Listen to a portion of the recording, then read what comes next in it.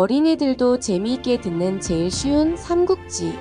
39. 관우 대 황충. 적벽대전에 패하고 허도로 돌아간 조조. 하지만 부하 장수 조인과 조응은 남방에 남아 성을 지키고 있었습니다. 주유는 적벽대전의 승리를 발판 삼아 조조의 영토를 빼앗고 싶어 했죠. 하지만 주유가 아무리 공격해도 조인과 조응이 지키는 성들을 함락시킬 수 없었습니다. 오히려 조인의 계략에 빠진 주유는 왼쪽 옆구리에 독화살을 맞고 병에 걸려 치료를 받게 되죠. 공명은 이때를 놓치지 않았습니다. 공명은 조은을 시켜 남군을 쳐서 남군의 군수를 사로잡았습니다. 그리고 조조군의 병부를 가져오게 하였습니다. 그리고 그 병부를 이용해 위기에 빠진 남군을 구하라고 형주와 양양을 지키는 병사들을 불러냈지요. 지키고 있던 병사들이 없던 형주와 양양성은 관우와 장비가 쉽게 점령했습니다. 유비는 이렇게 공명의 지혜로 순식간에 성을 3개나 차지했습니다. 이 소식을 들은 주유는 끓어오르는 화를 참지 못하고 소리를 질렀습니다. 결국 독화살을 맞은 부위의 상처가 터져 그 자리에서 피를 토하며 쓰러지게 되었지요. 유비는 유표에 맏아들인 유기를 새로운 형주 자사로 봉해달라고 황제에게 청구하였습니다. 그리고 관우에게 형주 일대를 지키게 한 후 형주 남방의 무릉, 계양, 장사, 영릉을 쳐 세력을 확장시키려 하였지요. 유비는 장비와 조은의 군대를 앞세워 영릉, 계양, 무릉을 쉽게 점령할 수 있었습니다. 그런데 이 소식을 들은 관우는 조은과 장비만 큰 공을 세우고 자신만 뒤처지는 것 같아 참을 수 없었습니다. 그래서 유비에게 편지를 썼죠. 저에게도 죄를 씻고 공을 세울 기회를 주시기 바랍니다. 유비는 관우의 편지를 받고 장비에게 형주를 지키게 하고 관우에게는 군사 500을 주고 장사를 점령하도록 명령을 내렸습니다. 장사태수 한여는 관우가 온다는 소식을 듣고 백전노장인 황충을 내보냈습니다. 황충과 관우는 첫 만남에서 무려 100여 합이나 겨루었으나 승부를 가리지 못했습니다. 한연이 황충이 나이가 들어 더 버티지 못할까봐 징을 쳐서 불러들이고서야 이 싸움이 끝났죠. 다음 날도 비슷하게 관우와 황충이 50여 합을 주고받았습니다. 그런데 갑자기 관우의 뒤를 쫓던 황충의 말이 무언가에 걸려 넘어지는 바람에 황충도 땅에 떨어져 버렸습니다. 황충이 정신을 차려보니 이미 관우의 청룡원 얼도가 자신의 턱 밑에 닿아 있었습니다. 황충이 죽음을 각오하고 눈을 감았으나 관우는 청룡원 얼도를 거두어들이며 말했습니다. 상대가 공경에 빠진 틈을 타 죽인다면 이겨도 이겼다고 할 수 없수. 이번에는 그대의 목숨을 살려줄 것이니 다음에는 다른 말을 타고 겨루어 보도록 합시다. 황충이 겨우 살아서 돌아온 것을 보고 한연이 말했어요. 어째서 활을 쏠 생각을 하지 않는 것이오? 장군의 뛰어난 활솜씨라면 능히 관우를 제압할 수 있을 것이오. 도망치는 척하며 관우가 방심할 때 활을 쏘시오. 하지만 황충은 꺼림직한 마음을 떨칠 수 없었어요. 관우는 매우 의로운 사람이다. 위기에 빠진 나를 살려주었는데 내가 어떻게 치사한 수법으로 그를 죽인단 말인가? 다음날 관우와 황충이 다시 싸움을 시작하였어요. 황충은 싸움을 시작한 지 얼마 되지 않아 말을 타고 거리를 벌리며 도망쳤습니다. 그리고는 쫓아오는 관우를 향해 활을 쏠 준비를 했습니다. 하지만 관우가 어제 자신을 살려준 일이 떠올라 활에 화살을 올리지 않고 빈 시위만 당겼지요. 관우는 화살이 날아오는 줄 알고 깜짝 놀라 피하였지만 화살 소리만 나고 활이 날아오지 않았어요. 관우가 안심하고 다시 한번 황충을 쫓아갔을 때 이번에는 황충이 진짜 화살을 쏘았습니다. 활 시위를 떠난 화살은 정확하게 관우의 투구를 맞췄어요. 그제야 관우는 황충이 백발백중의 활 실력을 가지고 있으며 그가 은혜를 갚기 위해 일부러 투구를 맞췄다는 사실을 알게 되었어요. 그리고 그것을 깨닫고는 싸움을 멈추고 자신의 진영으로 돌아갔지요. 한편 황충이 성으로 돌아오자 한여는 화를 내며 그를 즉시 잡아들이라 명하였어요. 일부러 적장을 살려주었으니 군법에 따라 황충을 처형하려 하였습니다. 주변의 신하들이 한연을 말렸지만 한여는 황충을 두둔하는 사람까지도 한패로 여겨 참수하겠다고 으름장을 놓았습니다. 그때였습니다. 참수형에 처해질 위기였던 황충을 한 사내가 구출해내었어요. 그 사내는 지난날 형주의 유표 밑에 있었던 장수위원이었습니다. 예전 유비가 백성들을 이끌고 양양성을 찾아갔을 때 유비를 따를 목적으로 성 안에서 반란을 일으켰던 인물이죠. 황 장군은 장사를 지키는 의로운 사람입니다. 그런 황 장군을 죽이려 하는 한현이야말로 포악하고 잔인무도한 신하를 귀하게 여기지 않는 사람입니다. 위원의 외침에 그동안 한현의 폭정에 불만을 가지고 있던 많은 병사들이 함께 무기를 들었습니다. 그리고 위원은 곧장 한현에게로 달려가 한현을 죽이고 장사를 관우에게 바치며 항복하였습니다. 관우는 매우 기뻐하며 장사로 향했습니다. 성을 얻은 것도 좋았지만 자신과 호각으로 싸울 수 있는 황충이라는 장수를 얻을 수 있다는 생각에 너무나 기뻤지요. 하지만 황충은 여러 핑계를 대며 관우를 만나주지 않았습니다. 어쩔 수 없이 관우는 공명과 유비에게 이 사실을 전하고 황충을 설득해 줄 것을 부탁했습니다. 결국 유비의 진심 어린 설득에 황충도 유비를 따르기로 하였습니다. 관우는 위원도 함께 등용하고자 유비에게 데리고 갔습니다. 하지만 위원을 본 공명이 크게 화내며 소리쳤습니다. 이 불충불이한 놈, 어서 저놈을 끌어내 목을 쳐라. 유비와 관우가 공명을 말리자 공명이 이어서 말했습니다. 주인의 녹을 먹으면서 제 손으로 주인을 죽였으니 이는 불충입니다. 그리고 자기가 살던 땅을 남에게 바쳤으니 이는 불의입니다. 그리고 이자는 주인을 배반할 방골의 상을 타고났습니다. 만약 그를 살려두신다면 훗날 주공을 배신할 것입니다. 이에 유비는 공명을 달래며 말했습니다. 만약 그를 죽인다면 앞으로 어느 누가 나를 따르겠소. 그러니 군사는 부디 그를 너그러이 용서해 주시오. 유비가 간청하자 공명은 위원을 가리키며 말했습니다. 네, 오늘은 너를 살려주겠다. 하지만 앞으로 은혜에 보답하지 않고 반역을 꾀한다면 내 결단코 너를 살려두지 않을 것이다. 이렇게 용맹한 장수인 위원도 배신하지 못하도록 못 박은 채 유비의 수하가 되었습니다. 이렇게 유비가 세 개의 성을 차지하고 형주 남쪽의 사군까지 평정하며 황충과 위원이라는 걸출한 장수들까지 얻고 있을 때 손권은 아무것도 하지 못하고 있었습니다. 적벽대전의 승리 이후 많은 군사적 이익을 바라던 손권과 주유는 조조와의 군사요충지인 합비를 공격했습니다. 하지만 결과는 언제나 손권군의 패배였습니다. 합비를 얻기를커녕 강동의 맹장인 송경과 태사자를 잃기도 했습니다. 손권의 군대는 주유의 병세까지 깊어지자 더 이상 전쟁을 치를 수 없다고 생각하고 모두 철수해 강동으로 돌아갈 수밖에 없었습니다. 40. 결혼하는 유비. 손권은 적벽대전의 승리가 전부 자신의 공이라고 생각했습니다. 그래서 유비가 형주를 차지하는 것을 보고 부당하다고 생각했죠.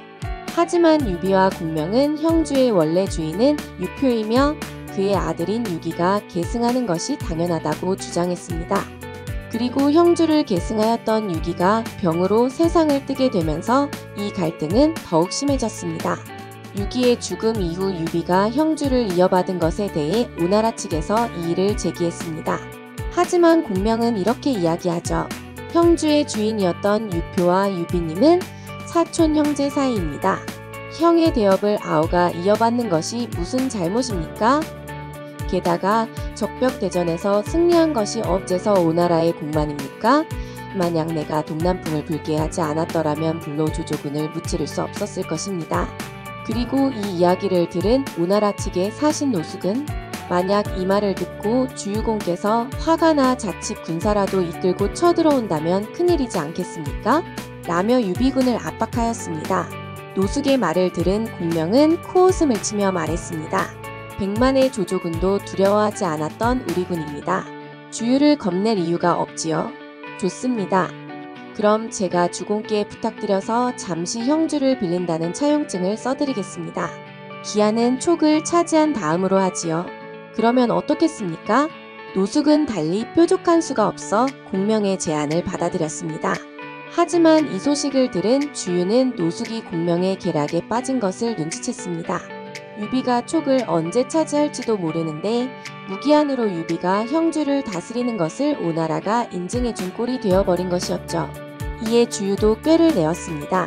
주공의 여동생과 유비의 혼례를 올리는 게 어떻겠습니까? 유비가 혼례를 올리러 강동으로 온다면 잡다가가 감옥에 가두는 겁니다. 그리고 그를 인질로 공명에게 형주와 바꾸자고 제안하는 것이죠. 하지만 주공의 여동생은 이제 겨우 20이 아닙니까? 유비는 벌써 50이 다 되었습니다. 주공께서 허락하실 리 없습니다. 노숙이 걱정스럽게 답하였죠. 진짜 혼례를 올리는 것이 아닙니다. 그저 유비를 강동으로 끌어들이기 위한 계책입니다. 손권도 주유의 계책을 듣고서는 고개를 끄덕였습니다. 그리고 바로 유비에게 사자를 보내서 두 집안의 중매를 서도록 했지요. 이 소식을 들은 유비는 함정이 아닐까 걱정했지만 공명은 껄껄 웃으며 유비에게 말했습니다. 주공은 아무 걱정 없이 아름다운 부인을 맞이하십시오. 그리고는 조은을 불러 당부하였습니다. 장군께서 주공을 호위해 오나라에 다녀오셔야겠습니다. 그리고 비단주머니 3개를 드리겠습니다. 강동에 가자마자 하나를 열어보시고 나머지 2개는 급한 일이 생겼을 때 열어보시면 됩니다. 거기 적힌 대로 한다면 무사히 돌아오실 수 있을 것입니다. 이렇게 유비는 조은과 병사 500을 이끌고 강동으로 갔습니다. 조은은 강동에 도착하자마자 첫 번째 비단 주머니를 열어보았습니다. 함께 간 군사들에게 소란스럽게 유비와 손권이 사돈을 맺는다는 소문을 퍼뜨리게 하시오.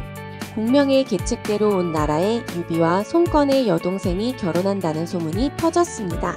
이 소식은 손권의 어머니인 우국태 부인에게도 들어갔죠. 우국태 부인은 손권을 불러서 크게 꾸짖었습니다. 감히 내 딸을 희생양으로 삼았단 말이냐? 백성들은 모두 내 누이가 유비와 결혼할 것이라고 알고 있다.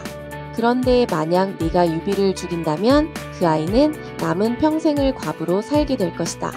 결국 손권은 우국태 부인의 뜻에 따라 유비를 잡아 가둔다는 계략을 실행하지 못하고 누이와 유비의 혼례를 치를 수밖에 없었습니다. 이 사실을 알게 된 주유는 다음 계책을 세웠습니다. 유비가 손부인의 미색에 빠지도록 하여 형주로 돌아가지 못하게 해야 합니다. 과연 주유의 계책대로 유비는 손부인과의 결혼 생활을 즐기며 형주로 돌아갈 생각을 하지 않았습니다. 이에 유비를 지키던 조은은 무슨 일이 생기진 않을까 불안한 마음에 두 번째 비단 주머니를 열었습니다. 주공에게 조조군이 형주를 쳐들어왔다고 말씀드리고 조속히 돌아올 수 있도록 하시오. 상황이 어떻게 흘러갈지 정확히 예측하고 있던 공명이었습니다. 조은은 유비에게 이 사실을 전하고 형주로 돌아갈 채비를 했습니다. 다음날 유비와 손부인은 제사를 지내러 간다고 거짓으로 둘러댄 뒤 형주로 가기 위해 강가로 갔습니다. 손권과 주유가 뒤늦게 이 사실을 알고 유비를 잡으러 병사들 보냈습니다.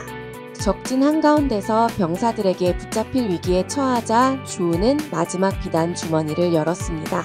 이 문제를 해결할 사람은 손부인뿐입니다. 이 비밀 편지를 읽고 유비는 손부인에게 사정했습니다. 나를 살릴 수 있는 것은 오로지 부인밖에 없소. 나를 살려주시겠소? 이에 손부인은 고개를 끄덕이며 말했습니다. 지아비를 따르는 것은 부인된 도리이지요. 그리고는 자신을 둘러싼 병사들을 향해 호통쳤어요. 나는 국태부인의 명을 받들어 지아비를 따라 제사를 지내러 가는 것이다. 감히 누구의 앞을 막아서는 것이냐? 위험에 찬 손부인의 기세에 눌린 병사들은 유비 일행을 보내줄 수밖에 없었지요. 이렇게 힘없이 유비를 놓친 주유는 다시 한번 형주를 차지하기 위한 계책을 세웠습니다. 오나라의 입장에서는 적벽대전이라는 큰 승리 이후 승리의 보상은 전부 유비가 가져간 것이 매우 화가 났겠지요. 그래서 노숙을 불러 공명에게 말을 전해달라 했습니다. 제가 유비를 대신해서 촉을 공격할 테니 대신 전쟁에 필요한 군량을 내어달라고 전해주십시오. 우리가 촉을 함락시키면 유비는 촉을 가지고 우리는 형주를 돌려받는 것입니다. 말은 이렇게 하지만 촉을 치러 가는 척하며 방심하고 있는 형주를 공격할 생각이었죠. 하지만 공명은 주유의 생각을 훤히 읽고 있었습니다. 형주성 앞에서 주유를 환대한다는 약속을 해 주유를 방심시킨 후 실제 주유군이 형주성에 당도했을 때 조은과 관유, 장비, 황충, 위연의 군대가 사방에서 주유군을 둘러싸게 했습니다. 이번에도 공명에게 당한 주유는 분을 삭히지 못하고 정신을 잃고 말에서 떨어지고 말았습니다. 그리고는 병상에서 하늘을 보며 외쳤습니다. 나는 충성을 다해 나라에 보답하고자 했지만 하늘이 날 버리는구나. 하늘은 이미 주유를 낳았거늘 어찌하여 또 제갈량을 낳으셨습니까? 주유는 하늘을 향해 몇 번이나 이렇게 외치고 나서 갑자기 피를 토하며 쓰러졌습니다. 그리고 다시는 일어나지 못했죠. 이때 주유의 나이 겨우 36이었습니다. 40일 방통의 죽음. 조조는 오나라를 점령하기 위해서는 후방의 위협을 먼저 없애야 한다 생각했습니다. 그래서 북방의 서량을 공격해서 점령했죠. 이에 한중의 태수 장로는 조조가 곧 한중으로도 공격해 올 것이라 생각하고 두려워했습니다. 그래서 조조가 쳐들어오기 전 유장이 다스리는 익주를 쳐서 군사력을 강화하기로 마음먹었습니다. 이 소식을 들은 유장은 덜컥 겁이 났습니다. 그래서 신하 장송을 보내 조조에게 도움을 요청했지만 조조는 익주에는 관심도 주지 않았습니다. 장송은 돌아가는 길에 지푸라기라도 잡는 심정으로 유비에게 들려 도움을 요청했습니다. 유비는 장송을 극진하게 대접했습니다. 장송은 며칠 형주에 머무르며 유비의 인품에 감동했습니다. 유비는 인덕이 있는 사람이다. 만약 그가 익주를 다스린다면 태평성대를 이룰 수 있을 것이다. 이렇게 생각한 장송은 유비에게 말했습니다. 유장은 나약하고 무능하여 큰 일을 도모할 수 없습니다. 장로에게 촉을 빼앗기느니 차라리 유왕수께서 촉을 차지하는 것이 나을 것 같습니다. 장송의 말에 유비는 머뭇거리며 말했습니다. 장송님의 호의는 충분히 알겠습니다. 하지만 유장은 나의 친척인데 어찌 그의 땅을 칠 수 있겠습니까? 이것은 촉의 지도를 상세히 그린 지도입니다. 촉은 매우 험난한 지형으로 지도가 없으면 군사를 통솔하기 쉽지 않으실 것입니다. 만약 유왕수께서 촉을 치신다면 제가 안에서 돕도록 하겠습니다. 만약 일이 그렇게 풀린다면 장송님의 은혜를 잊지 않겠습니다. 장송은 이렇게 약속하고 유장에게 돌아가 유비와 손을 잡고 장로와 맞설 것을 제안했습니다. 유장도 유비의 도움에 감사하며 유비와 함께 장로군과 맞설 준비를 했지요. 유비는 방통을 군사로 삼고 황충을 선봉으로 5만 군사를 이끌고 익주로 향했습니다. 유장도 3만의 군사를 이끌고 유비를 맞았습니다. 두 사람은 아주 오랜 친구처럼 서로를 대하며 장로군을 맞을 준비를 했지요. 하지만 방통은 생각이 달랐습니다. 방통은 유비에게 지금이 천재일우의 기회이며 지금 유장을 없앤다면 익주의 군세를 그대로 흡수할 수 있다고 조언했습니다. 촉의 험준한 지형과 병사들이라면 장로의 군대를 손쉽게 막을 수 있을 것이니 이것이 가장 적은 피해로 촉을 차지할 방법이었죠. 하지만 유비는 친척버린 유장을 공격하기를 망설였습니다. 그렇게 차일피일 시간을 보내다 보니 장로군이 익주를 침략해왔습니다. 유비는 가맹관에서 장로군을 맞이해 유장 대신 익주를 위해 싸웠습니다. 장로군을 막아낸 데다가 가맹관의 백성들에게도 널리 은덕을 베풀어 백성들도 유비를 따르게 되었지요. 그러던 중 공명에게서 편지가 날아왔습니다. 조조가 손권을 치기 위해 군사를 일으켰다는 내용이었습니다. 만약 조조가 오나라를 치는데 성공한다면 다음 차례는 유비의 형주가 될 것이었기 때문에 공명은 오나라와 힘을 합쳐 조조군을 맞아 싸울 것이라는 내용이었습니다. 하지만 지금 유비군은 유장을 돕는다고 군량이 부족한 상황이었습니다. 이에 유비가 유장에게 군량을 빌리고자 했습니다. 하지만 유장은 머뭇거리며 결정을 내리지 못했습니다. 유장을 대신해 장로군과 싸우고 유장의 촉을 지켜주었지만 유장의 이런 태도에 유비도 분을 감추지 못했습니다. 나는 천리를 마다하지 않고 병사를 이끌고 와 공경에 빠진 그를 구해주었는데 겨우 군량을 빌려달라는 부탁에 어찌 이리 대할 수 있단 말인가. 이에 방통은 유비에게 계책을 알려주었습니다. 거짓으로 형주로 돌아간다고 한 후에 기회를 틈타 부관을 차지하고 다시 성도를 치는 것이 어떻겠습니까? 상황이 여기에까지 이르자 유비도 방통의 말을 듣고 유장을 치기로 결정했습니다. 유비의 대군은 하늘을 찌를 듯한 기세로 쉽게 부관을 차지하고 낙성으로 진격해 갔습니다. 방통은 마음이 급했습니다. 유장이 대비하기 전에 빠르게 관문들을 점령해야 피해를 최소화한 채 익주를 차지할 수 있었으니까요. 하지만 이런 조급함이 화를 불렀습니다. 방통은 성도로 진격하기 위해 나무들이 빽빽하게 우거져 있고 뒤로 물러서기도 쉽지 않은 낙봉파라는 골짜기로 진격했습니다. 하지만 방통이 낙봉파에 들어서자마자 수많은 화살이 날아들었습니다. 결국 방통은 화살을 피하지 못하고 그 자리에서 죽고 말았습니다. 와룡과 봉추라고 불리는 천하의 기재가 허망하게도 죽는 순간이었습니다. 방통의 죽음에 유비는 퇴각한 후 공명에게 도움을 청했습니다. 공명은 형주를 관우에게 맡긴 후 조은에게 선봉을 맡기고 유비를 도우러 출진했습니다. 장비에게는 별도로 군사를 주고 용맹한 장수인 어만이 지키는 파군을 친 후 합류하도록 명했습니다. 파군에 도착한 장비는 몇 날 며칠이고 어만을 욕하며 어만이 성 밖으로 나오도록 도발했습니다. 하지만 어만은 성문을 굳게 걸어 잠근 채 전투에 나서지 않았습니다. 이에 장비는 거짓 소문을 내어 어만의 첩자들에게 장비군의 총공격 계획을 흘렸습니다. 이에 어만은 장비군을 공격하기 위해 숲길에 매복을 하고 장비를 기다렸죠. 하지만 장비는 어만이 복병을 숨겨둘 것을 예상해 그들을 둘러싸고 포위하여 어만을 생포하는 데 성공하였습니다. 공명 군사께서는 내가 용맹하기는 하나 지략이 모자란다고 하셨지. 하지만 이걸 보아라. 이래도 내가 지혜가 없는 것이냐. 하. 어만을 사로잡은 장비는 한껏 신이 나 어만을 직접 무릎 꿇리며 항복을 권하였습니다. 의로움이 뭔지도 모르는 무례하나. 엄연히 주인이 있는 땅을 침략하고도 부끄러워하기는커녕 방자하게 날뛰는 꼴이 우습구나. 내가 죽는 순간까지 내 놈에게 무릎을 꿇고 항복하지 않을 것이다. 장비는 죽음을 앞두고도 의연한 어만의 모습에 깊이 감동했습니다. 그래서 군사를 물린 뒤 직접 어만의 포박을 풀어주고 고개를 숙여 절을 했습니다. 장군은 그야말로 천하에 있을까 말까한 영웅호걸이십니다. 제 말실수를 너그러이 용서해 주시기를 바랍니다. 이 장비가 진심으로 장군께 용서를 구합니다. 생각지도 못한 상황에 어만은 어안이 벙벙했습니다. 이내 장비가 진심이라는 것을 깨닫고 항복하였지요.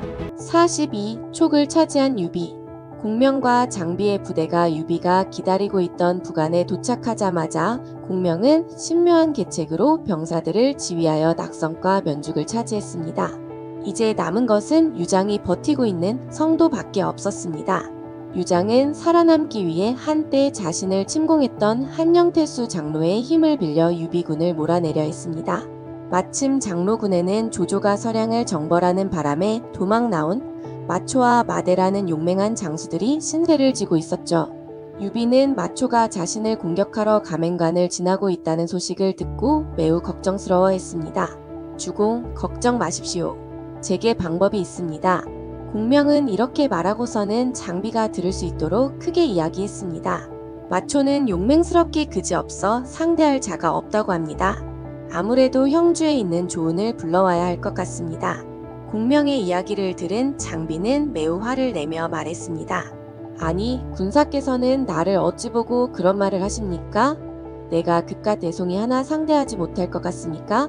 마초는 지난날 위수 전투에서 조조를 죽기 직전까지 몰아붙였던 장수입니다. 결코 만만히 볼 수 없습니다. 이에 장비는 공명을 설득하여 자신이 마초를 이기지 못하면 어떤 벌이든 달게 받겠다고 약속했습니다. 그리하여 공명은 위영과 장비에게 군사를 주어 마초군과 상대할 수 있도록 했지요. 가맹관에서 만난 두 장수는 만나자마자 서로 창을 겨누고 싸웠습니다. 내 이놈 마초야. 나 장비를 알아보겠느냐? 나는 명문 귀족이다. 너 같은 촌놈을 어떻게 알아보겠는가? 장비가 고함을 지르며 마초에게 달려들었고 두 사람은 백여합을 겨루었지만 승부가 나지 않았습니다. 두 사람은 날이 어둑어둑해질 때까지 싸웠지만 여전히 승부가 나지 않았죠. 상황이 여의치 않음을 직감한 유비가 징을 쳐 장비를 불러들이려 했지만 자존심이 상한 장비는 끝까지 물러서지 않았습니다. 계속 싸울 수 있도록 횃불을 밝혀라.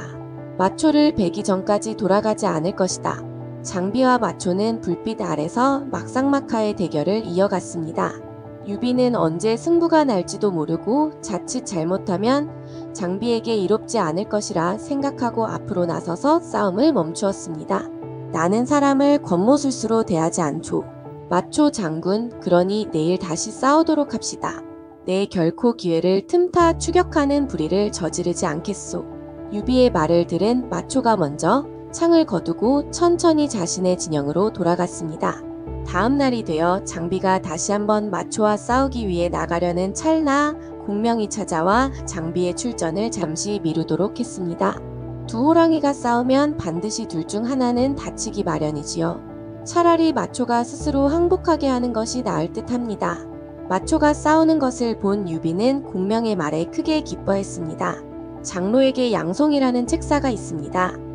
그는 매우 재물을 밝히는 사람이니 외물로 그를 매수하여 장로와 마초 사이를 이간질시키겠습니다.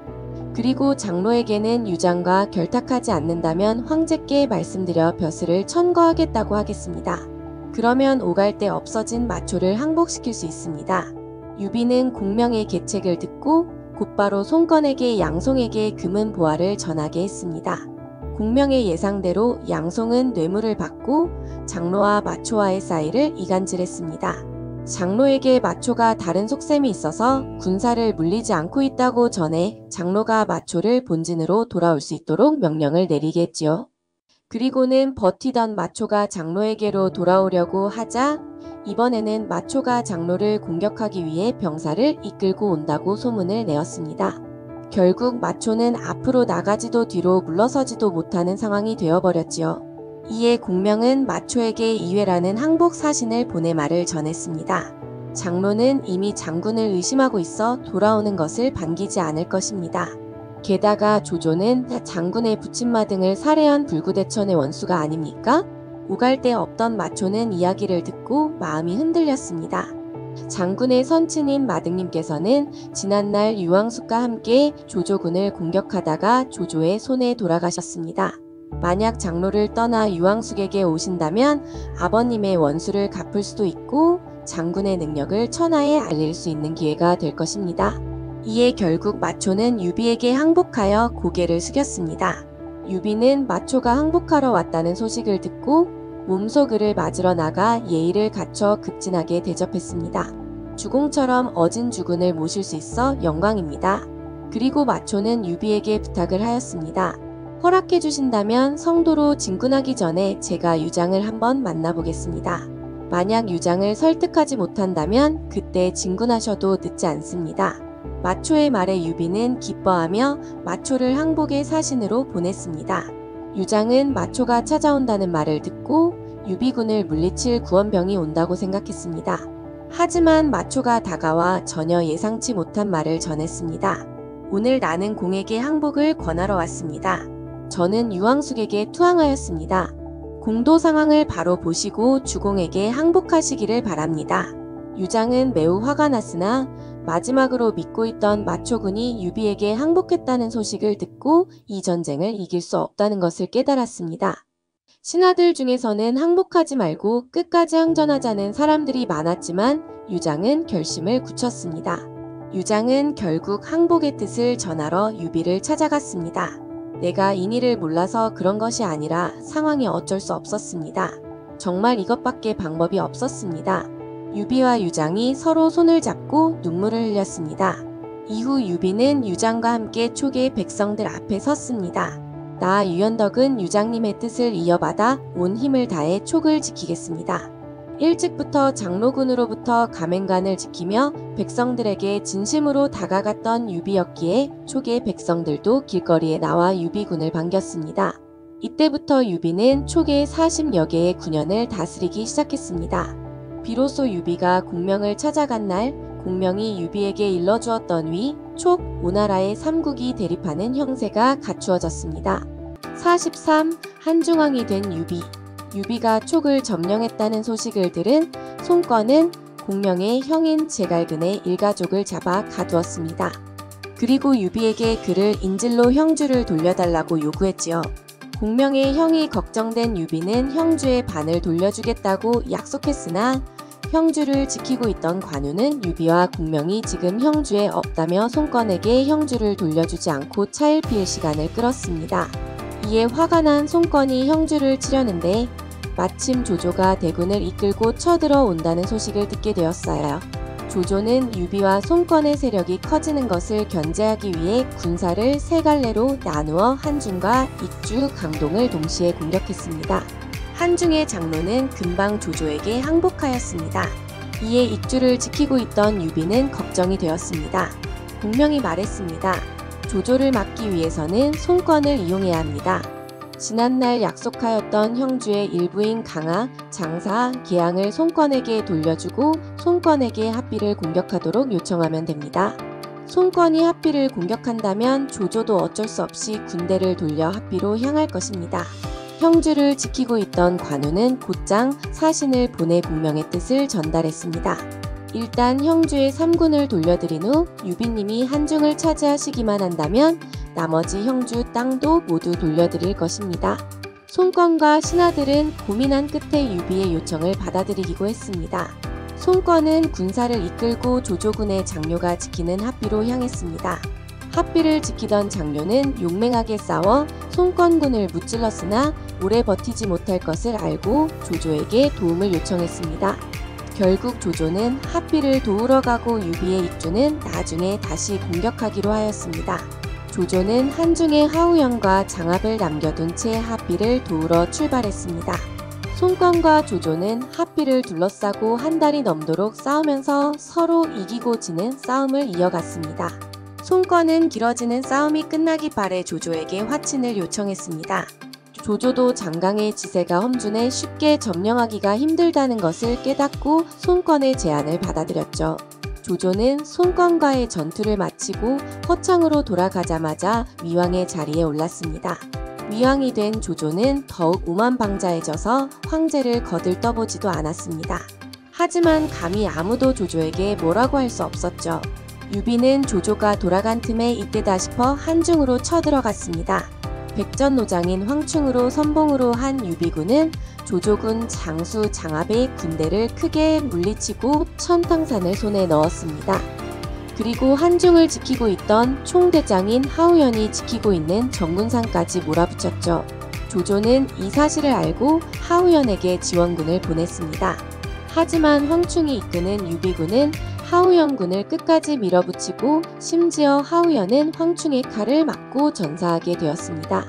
황충의 활약으로 유비군은 조조군에게 크게 승리하고 한중을 점령할 수 있었습니다. 조조군에게 큰 승리를 한 후 공명이 말했습니다. 지금 조조가 무소불위의 권력을 휘둘러 백성들의 삶이 더욱 피폐해졌습니다. 주군께서 황제의 자리에 오르심이 마땅합니다. 그래야 역적 조조를 토벌할 명분을 얻을 수 있습니다. 유비는 한사코 황제의 자리를 사양했으나 신하들의 청을 물리칠 수 없어 우선 황제가 아닌 한중왕에 즉위했습니다. 유선을 세자로 세우고 공명을 군사로 책봉하여 모든 군대의 지휘를 맡겼습니다. 그리고 관우, 장비, 조은, 마초, 황충을 5호대 장군에 임명했습니다. 이 소식을 들은 조조는 크게 화를 내며 곧장 유비의 총나라를 치려고 했습니다. 하지만 이를 조조군의 책사 사마이가 말렸습니다. 손권에게 사람을 보내 형주를 치라고 부추기기만 하면 유비는 익주의 군사를 보내 형주를 도우려 할 것입니다. 주공께서는 그때 군사를 보내 한중을 치십시오. 그러면 앞뒤에서 적을 맞은 유비는 한중을 포기할 것입니다. 사마이의 계략을 들은 조조는 크게 기뻐하며 손권에게 사신을 보냈지요. 조조의 편지를 받은 손권은 크게 고민했습니다. 간사한 조조의 꿰매에 빠져 손해를 입기보다는 유비와 화친하는 것이 낫겠다는 생각을 했지요. 그래서 형주를 지키고 있던 관우에게 관우의 딸과 손권이 결혼을 하여 서로 관계를 돈독히 하는 게 어떻겠냐는 의사를 전했습니다. 하지만 관우는 손권을 마음에 들어하지 않았어요. 어찌 호랑이의 딸을 개의 자식에게 시집 보낸단 말이오? 손권의 제안을 이런지하에 거절한 관우. 그리고 그 소식을 들은 손권. 결국 이 일을 계기로 손권은 조조의 손을 잡고 유비의 형주를 치려는 결심을 굳히게 됩니다. 44. 관우대 방덕. 손권과 조조가 손을 잡았다는 소식을 들은 공명은 관우에게 편지를 보냈습니다. 군사를 일으켜 번성을 치십시오. 번성을 함락시킨다면 적들은 전쟁을 시작하기도 전에 겁을 먹고 흩어질 것입니다. 관우는 공명의 조언대로 군사를 일으켜 노아를 선봉장으로 관평을 부장으로 삼고 직접 군사를 이끌고 양양성을 공격하였습니다. 관우는 양양성을 지키고 있던 조인과 하우돈을 크게 무찌르고 이들을 번성으로 도망치게 만들었습니다. 이 소식을 들은 조조는 관우를 견제하기 위해 우금에게 군사를 주어 조인을 돕도록 하였습니다.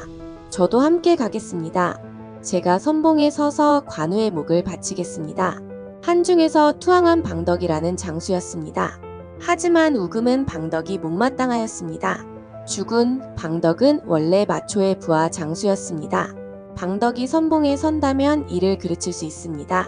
조조가 우금의 말을 듣고 고민하자 방덕은 그 자리에 꿇어앉아 눈물을 흘리며 자신의 충정을 알아달라고 읍소했습니다. 방덕의 태도에 감동한 조조는 결국 그를 선봉에 세우기로 하였습니다. 방덕은 그날 밤 자신의 관을 짜게 한 후 말했습니다. 나는 이번 전투에서 목숨을 걸고 싸울 것이다. 내가 관우의 손에 죽는다면 시신을 이 관에 가지고 돌아와라. 내가 관우를 죽인다면 관우의 시신을 여기에 담아올 것이다. 이렇게 결연한 각오로 출전한 방덕은 선봉에 서서 관우군과 맞닥뜨렸어요. 나는 위왕의 명을 받고 관우의 목을 가지러 왔다. 관우가 방덕을 보더니 콧방귀를 뀌며 대답했습니다. 너야말로 내 청룡언월도의 목이 잘릴 것이다. 관우와 방덕은 전장을 누비며 100여 합이 넘게 겨뤘습니다.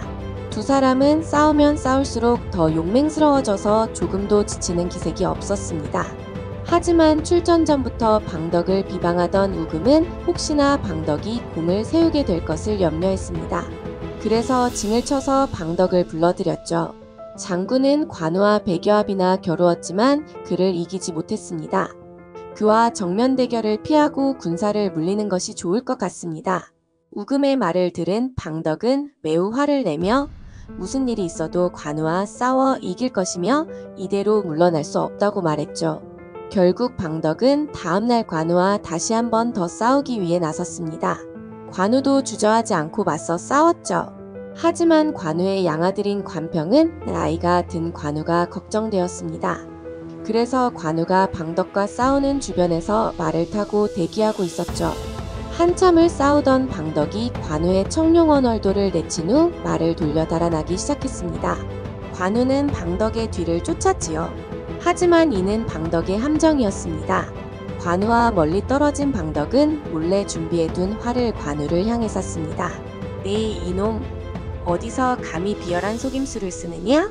관우를 쫓던 관평이 크게 외쳤고 이 소리를 들은 관우도 상황을 파악하고 몸을 비틀었습니다. 하지만 방덕이 쏜 화살이 더 빨랐습니다. 화살은 관우의 왼팔에 날아와 꽂혔습니다. 관우는 더 이상 싸울 수 없어 말을 돌려 자신의 진영으로 달렸습니다.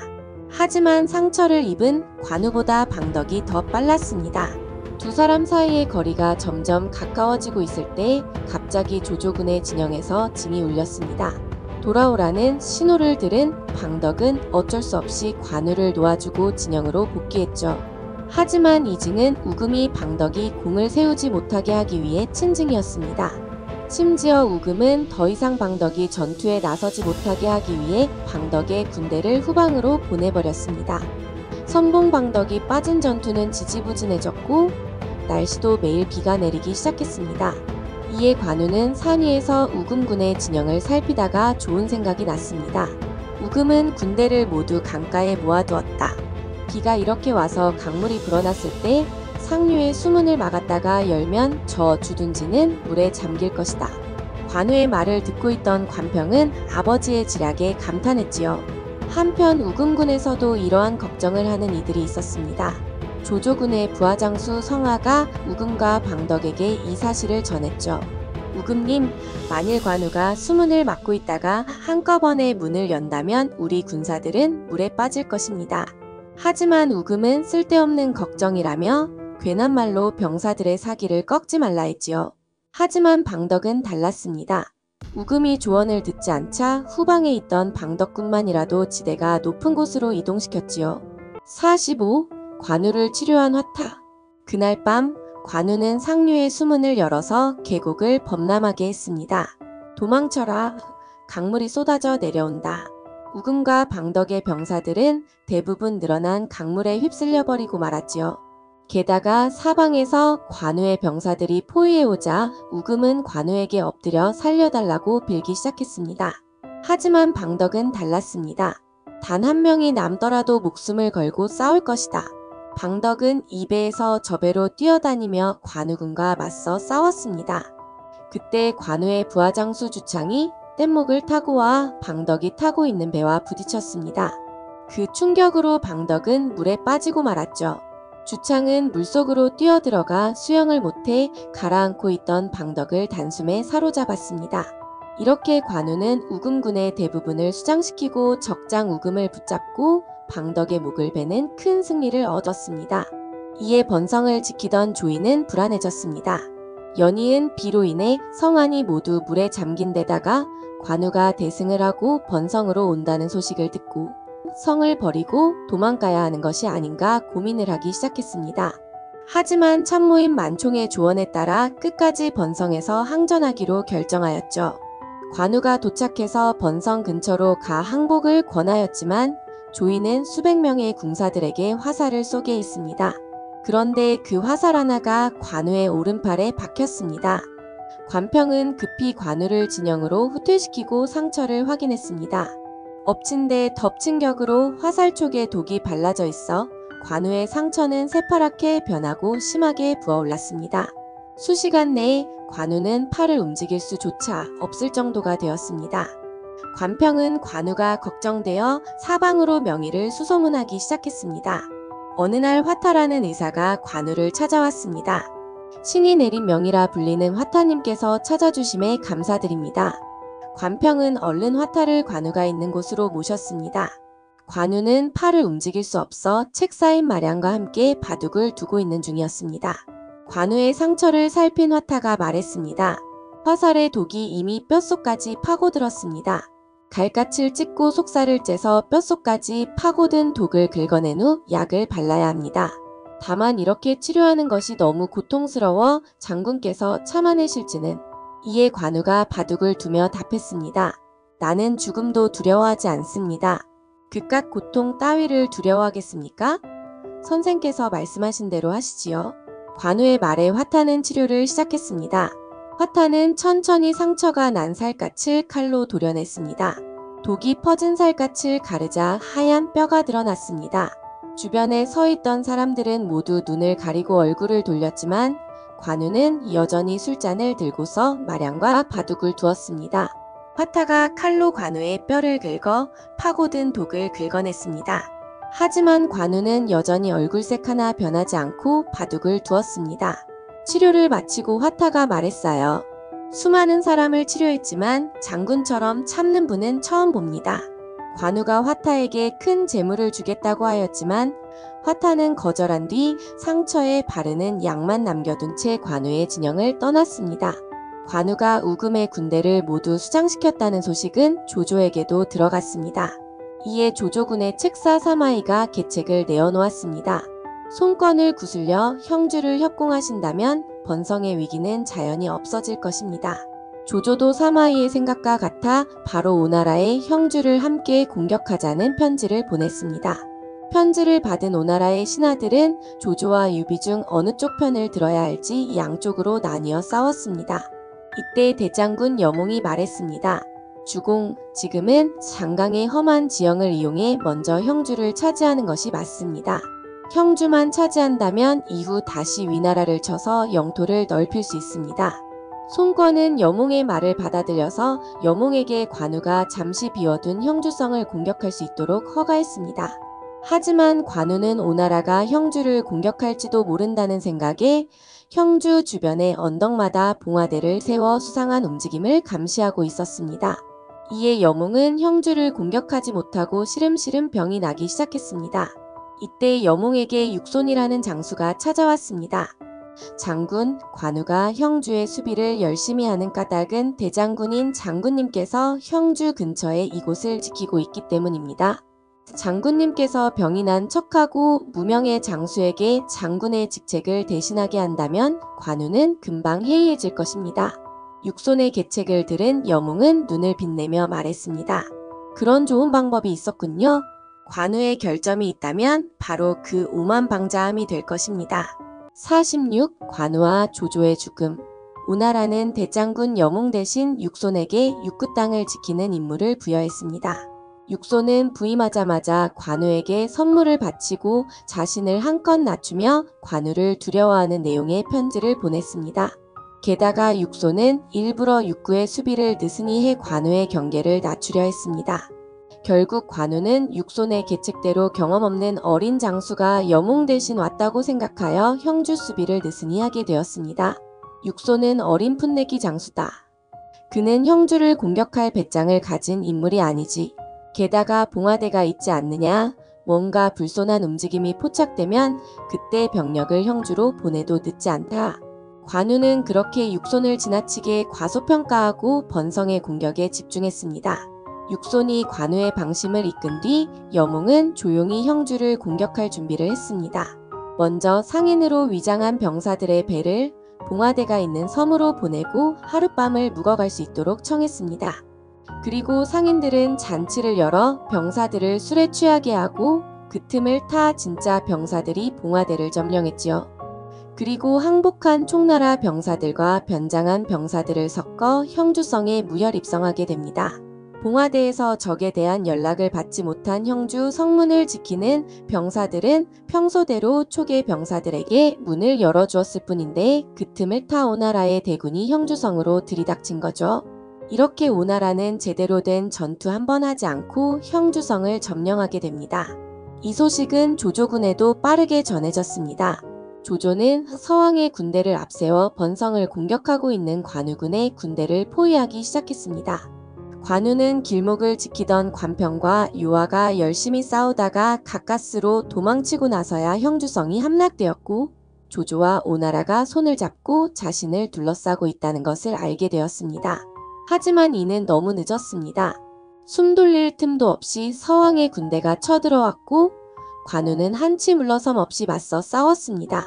하지만 관우는 독화살에 맞은 상처가 아직 아물지 않았고 나이가 든 탓에 기력이 많이 쇠해져 있었습니다.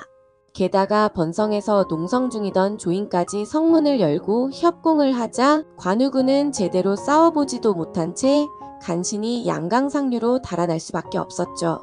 관우군은 주변을 지키고 있던 부사인과 미방의 영지로 가 재정비하고 이 위기를 헤쳐나가기로 하였습니다. 부사인과 미방이 오나라에게 항복하고 성을 넘겼습니다. 그것이 사실이더냐? 아, 하늘이 나를 버리는구나. 마지막 보루를 잃은 관우는 분을 삭히지 못하다 지난날 화살에 맞은 상처가 다시 터지고 말았습니다. 관우군은 이제는 폐허가 된 맥성에 들어가 농성을 시작하였습니다. 관우님, 이곳에서 멀지 않은 곳에 상용이 있습니다. 상용은 유봉과 맹달이 지키고 있는데 제가 포위를 뚫고 그들에게 도움을 요청하러 가보겠습니다. 요한은 관우에게 말한 뒤 온갖 어려움을 뚫고 겨우 상용에 도착해 유봉을 만날 수 있었습니다. 하지만 유비의 양아들인 유봉은 자신의 숙북벌인 관우의 위험을 모른 채 합니다. 우리 군은 겨우 2천입니다. 7, 8만 명이 넘는 조조군을 뚫고 어떻게 관우님을 구하겠습니까? 도우러 갔다가는 우리마저 위태로워질 것입니다. 요한은 어쩔 수 없이 분을 삭히며 유비가 있는 성도로 말을 달렸습니다. 요하의 소식이 없자 관우는 요하가 포위를 뚫지 못하고 죽었다고 생각했습니다. 그리하여 마지막 남은 200여 명의 병사들을 데리고 새벽에 몰래 성을 나와 총나라 쪽으로 향했죠. 수많은 계곡과 산등성이를 넘어 총나라의 입구에 거의 도착했을 때 사방에서 바위 덩어리가 떨어져 남은 병사들마저 죽고 관우도 사로잡히고 말았습니다. 오나라의 병사들이 관우가 도망갈 길에서 미리 매복하며 기다리고 있었던 것이었습니다. 손권 앞으로 잡혀간 관우가 말했습니다. 내 죽어 총나라의 귀신이 될지언정 절대 항복하지는 않을 것이다. 손권은 관우를 살려둔다면 필시 오나라에 큰 화가 될 것이라 생각하고 관우와 관평의 묵을 베었습니다. 천하를 주름잡던 영웅 관우는 50살의 나이로 그렇게 세상을 떠나고 말았습니다. 관우가 죽었다는 소식을 들은 유비는 가슴이 찢어지는 듯한 슬픔에 몇 번이나 정신을 잃었습니다.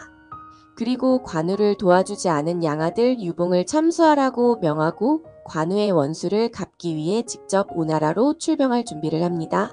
하지만 공명이 유비를 말렸습니다. 위나라와 오나라의 동태를 살피다가 둘의 관계가 소원해지면 그때 다시 군사를 일으켜야 한다고 유비를 설득했습니다. 유비는 가슴에 품은 원한과 분노를 억누를 수밖에 없었습니다. 송건은 관우를 죽인 자신을 유비가 용서할 리 없다고 생각하고 참수한 관우의 묵을 비단 보자기에 싸서 조조에게 보냈습니다. 관우를 죽이자는 의견을 조조가 냈다며 조조에게 그 책임을 지우고자 했지요. 한편 조조는 송건에게 받아든 상자를 열어보고는 깜짝 놀랐습니다. 관우가 두 눈을 부릅뜨고 자신을 바라보고 있었던 것입니다. 으악! 관우가 살아 돌아왔다. 그때부터 어찌된 영문인지 조조는 참을 수 없는 두통에 시달렸습니다. 머리가 너무 아파 정상적인 생활이 불가능할 지경에 이르렀습니다. 관우가 나를 죽이러 왔다. 조조는 주변 사람들에게 이렇게 말하곤 했습니다. 신하들은 조조의 병을 고칠 수 있는 사람은 화타뿐이라고 화타를 모셔왔습니다. 하지만 화타가 조조의 머리를 열어 병의 근원을 없애야 한다고 말하자 조조는 화타가 자신을 죽이려 한다고 생각해 화타를 죽여버렸습니다. 결국 이듬해 조조는 병으로 시름시름 앓다가 세상을 떠났습니다. 이때가 조조의 나이 66이었습니다. 얼마 후 조조의 아들 조비가 위왕의 자리에 올랐습니다. 조비는 왕에 오르자 마자 헌제를 위협해 황제의 자리까지 차지하게 됩니다. 황제가 된 조비는 국호를 위라고 정하고 마침내 위나라가 탄생하게 되었습니다. 후한이 망하자 한 황실에 충성을 다하던 사람들은 모두 슬픔에 빠졌습니다. 그리고 이를 안 공명은 유비에게 한 황실을 계승할 것을 제안하였습니다. 유비는 한사코 거절하였지만 결국 주변의 신하들의 의견을 따를 수밖에 없었습니다. 유비는 정중하게 옥세를 받아들고 정식으로 총나라의 황제의 자리에 올랐습니다. 유선을 태자로 세우고 공명을 승상으로 임명하였습니다. 47 장비의 최후.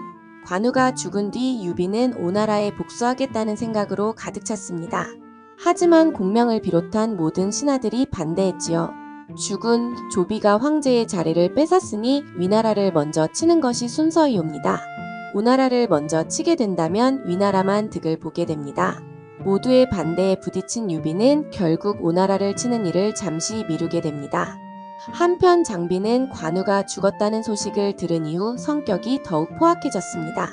시도 때도 없이 술을 마시며 오나라를 향해 욕을 퍼부었습니다. 장비의 부하들은 지쳐갔습니다. 술에 취한 장비가 아무나 붙잡고 흠씬 두들겨 패는 날이 많았기 때문이죠. 그러다 장비가 유비가 있는 성도에 오게 되었습니다. 오랜만에 만난 두 형제는 서로 손을 맞잡고 울며 이야기했습니다. 저는 한시도 둘째 형님의 복수를 잊은 적이 없습니다. 형도 마찬가지란다. 꿈에서조차 잊은 적이 없다. 우리 함께 오나라에 복수하자꾸나. 네 생각은 어떠냐? 이렇게 유비와 장비가 만나 의기투합하여 오나라에 복수를 하기로 마음먹었습니다. 공명이 여러 번 상소를 올려 이 일을 말렸으나 결심을 굳힌 유비는 상소를 읽지도 않았습니다. 복수심에 불타던 유비는 황충을 선봉으로 하고 75만 대군을 이끌고 오나라를 향해 출병하였습니다. 유비의 대군이 성도를 막 빠져나왔을 때 갑자기 장비의 아들인 장포가 유비를 향해 달려와 땅바닥에 엎드려 통곡하였습니다. 아버님이 부장 범간과 장달의 손에 돌아가셨습니다. 놀란 유비가 물었습니다. 아니, 그게 무슨 말이냐? 자세히 말해보거라. 실상은 이러하였습니다. 유비를 만나고 온 장비는 드디어 관우의 복수를 할 수 있다는 생각에 들떠 있었습니다. 출전 준비를 하며 부장 장수인 범간과 장딸에게 명령했죠. 이번에 오나라를 치는 것은 관우 형님의 원수를 갚기 위한 것이다. 그러므로 군사들은 모두 하얀색 물건을 쓰고 하얀색 옷을 입어야 한다. 사흘을 줄 터이니 시킨 대로 준비해 두어라. 장군, 며칠만 시간을 더 주십시오. 사흘은 시간이 너무 촉박합니다. 네, 이놈, 무슨 시간이 부족하단 말이냐? 장비는 버럭성을 내며 욕설을 내뱉었습니다. 그리고는 범간과 장달을 나무에 묶고 모든 병사들이 보는 앞에서 채찍질을 하였습니다. 병사들 앞에서 채찍질을 당하며 살려달라고 빈 범관과 장달은 너무나 수치스러웠습니다. 게다가 사흘 내에 흰 물건들을 준비하지 못한다면 그때는 정말로 목숨을 내어놓아야 할 판국이었습니다. 범관과 장달은 이래 죽으나 저래 죽으나 매한가지라 생각하고 그날 밤 장비의 막사에 숨어들었습니다. 장비는 여느 때와 마찬가지로 술을 마시고 완전히 골아떨어져 있었고 두 사람은 곧바로 장비를 찔러 죽였습니다. 그리고는 장비의 머리를 가지고 오나라로 도망쳐 버렸습니다. 소식을 전해 들은 유비는 정신이 아득해져서 그 자리에서 쓰러졌습니다. 하지만 이내 곧 복수심에 불타 오나라를 향해 진격하기 시작했습니다. 성난 총나라의 병사들은 오나라로 거침없이 나아갔습니다. 백제성을 차지한 뒤 싸우는 족족 오나라 군사들을 물리치며 승승장구하였습니다. 이에 송건은 지난번 관우와의 전투에서 공을 세웠던 젊은 장수인 육손을 총대장으로 임명하고 유비를 막을 것을 명했습니다. 육손은 복수심에 불타고 있는 유비군을 지금 상대하는 것은 하책이라고 생각하고 그들이 지치게 만들 궁리를 하였습니다. 정군은 굳게 지키되 절대 적과 맞붙어 싸우지 말라. 유비군이 여러 방법을 동원하여 오나라 군대를 유인했지만 육손은 성문을 굳게 걸어 잠그고 절대 응전하지 않았죠. 유비군은 타는 듯한 햇볕에 조금씩 지쳐갔습니다. 그래서 유비는 그늘과 물이 있는 곳으로 병사들을 이동시켜 진을 짜게 시켰습니다. 하지만 이런 진영을 신하인 마량이 반대하였습니다. 그리하여 유비는 자신이 짠 진영을 마량을 시켜 공명에게 보여주고 조언을 얻어올 것을 명했습니다. 마량은 멀리 성도까지 돌아가 공명을 만나 새롭게 옮긴 병사 진영을 보여주었습니다. 이것은 누가 세운 계획이요? 공명이 미간을 찌푸리며 무거운 목소리로 물었습니다. 폐하께서 세우신 것입니다. 물길을 따라 공격해 들어가기는 쉬워도 물길을 거슬러 올라 후퇴하기는 어려운 법이거늘 게다가 40개나 되는 진을 700리에 걸쳐 치다니 그렇게 되면 병사들이 흩어져 수비과 공격이 모두 곤란한 법이요. 마량, 그대는 어서 돌아가 폐하께 내 말을 전하시오. 만약 우리 군사들이 이미 육손에게 패했다면 주공을 백제성으로 퇴각하라고 전하시오. 공명의 생각대로 육손도 유비군의 진영이 변한 것을 보고 공격할 때가 왔다고 생각하고 있었습니다. 내일 오후 동남풍이 불기 시작하면 배를 강이 북쪽 촉군 진영에 댄 다음 불을 붙이시오. 그렇게 하면 불은 바람을 타고 계속해서 옆에 진영으로 옮겨 붙을 것이오. 촉군을 모조리 물리친 후에는 반드시 도망치는 유비를 사로잡아야 합니다. 이렇게 육손이 명령을 내렸습니다. 48. 눈을 감는 유비. 다음날 갑자기 남동풍이 불더니 유비군 진영의 북쪽에서 불길이 치솟았습니다. 이어서 남쪽 진영에서도 불길이 일었습니다. 불길은 바람을 타고 걷잡을 수 없이 번지기 시작했습니다. 북쪽의 불은 남쪽으로 이어붙었고 남쪽의 불은 퇴각할 곳을 막았습니다. 그리고 이 불길에 맞추어 오나라의 군대가 도망치는 유비군을 쫓았습니다.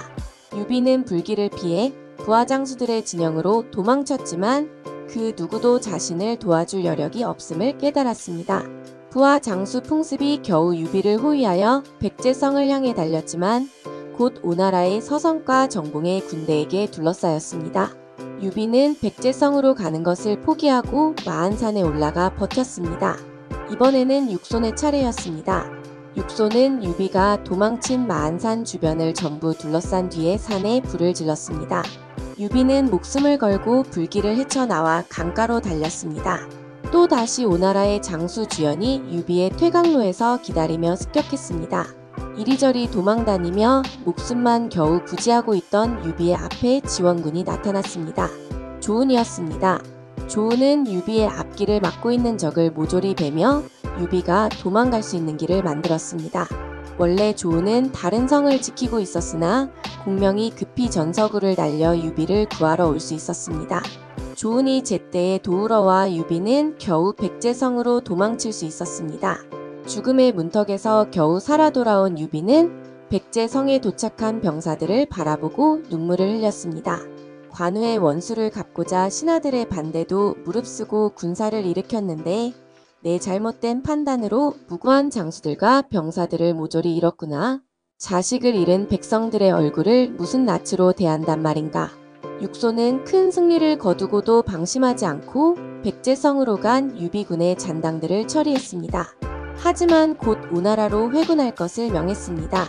우리 군은 지금 사기가 하늘에 닿고 적보다 군세도 나은데 어째서 그들을 쫓지 않으십니까? 오나라의 장수들이 육손을 향해 물었습니다. 공명은 방심할 상대가 아닙니다. 그리고 위나라가 기회를 엿받쳐 들어오지 못하도록 지금은 돌아가야 합니다. 유비는 겨우 목숨을 건진 뒤 백성들을 대할 염치가 없어서 성도로 돌아가지 않고 백제성에 머물렀습니다. 그리고는 관우와 장비가 떠나고 심중에 근심이 병이 되어 자리에 누웠습니다.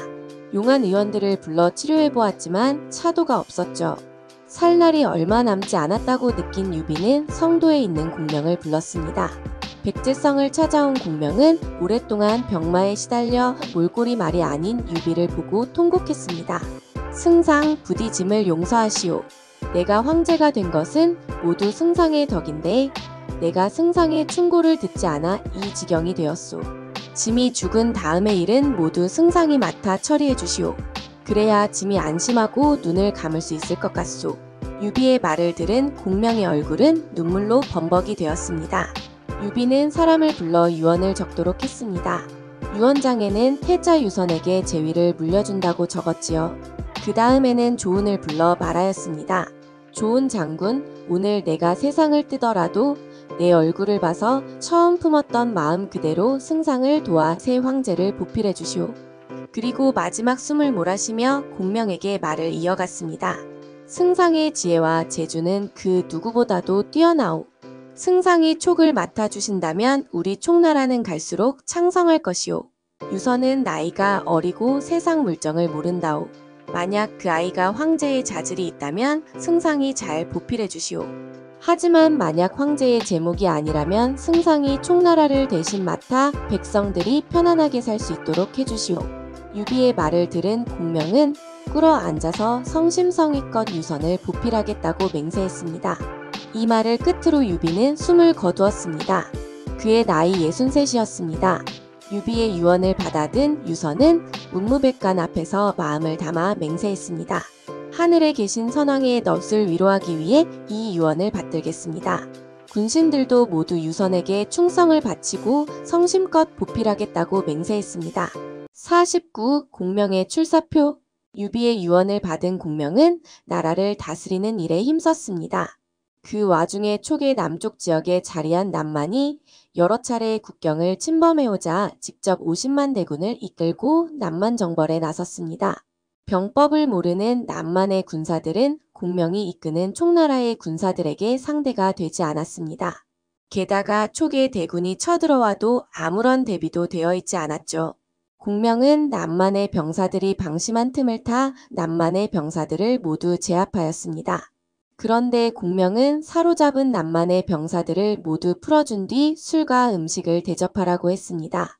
이 소식을 들은 남만의 왕 맹획은 부끄럽고 분한 마음을 감출 수 없었습니다.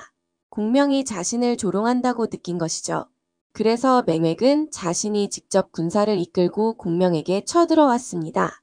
하지만 맹획의 군대는 촉나라 군에게 대패하고 뿔뿔이 흩어져 달아나 버리고 말았습니다. 남만의 병사들을 모두 풀어주거라. 이번에도 공명은 포로들을 풀어주고 사로잡은 맹획도 풀어준 뒤 술과 음식을 대접하고 다시 남만으로 돌려보냈습니다. 맹획은 이번에도 공명이 자신에게 창피를 준다고 생각하고 군사를 이끌고 또 쳐들어왔습니다. 하지만 언제나 결과는 마찬가지였습니다. 공명은 맹획을 7번이나 붙잡았다가 다시 풀어주었습니다. 후세 사람들은 이를 일컬어 7번 붙잡아 7번 용서한다는 뜻으로 칠종칠금이라 합니다. 그제야 맹획은 공명에게 항복하고 촉나라에 귀순하였습니다. 이후로 촉나라가 망할 때까지 남쪽에서는 전쟁이 일어나지 않았습니다. 남쪽이 안정된 이후 공명은 북쪽으로 눈을 돌릴 수 있었습니다. 이때 위나라에는 조비가 병으로 쓰러져 겨우 40의 나이로 세상을 떠났고 15밖에 되지 않은 조비의 아들 조회가 황제의 자리에 오르게 되었습니다. 황제가 너무 어렸기 때문에 조진과 진군, 사마이가 황제를 보필하였습니다. 공명은 사마이가 병법과 군사에 능통한 것을 알고 조회와 사마의 사이를 이간질하기로 하였습니다. 공명이 퍼뜨린 소문이 위나라 곳곳에 퍼졌습니다.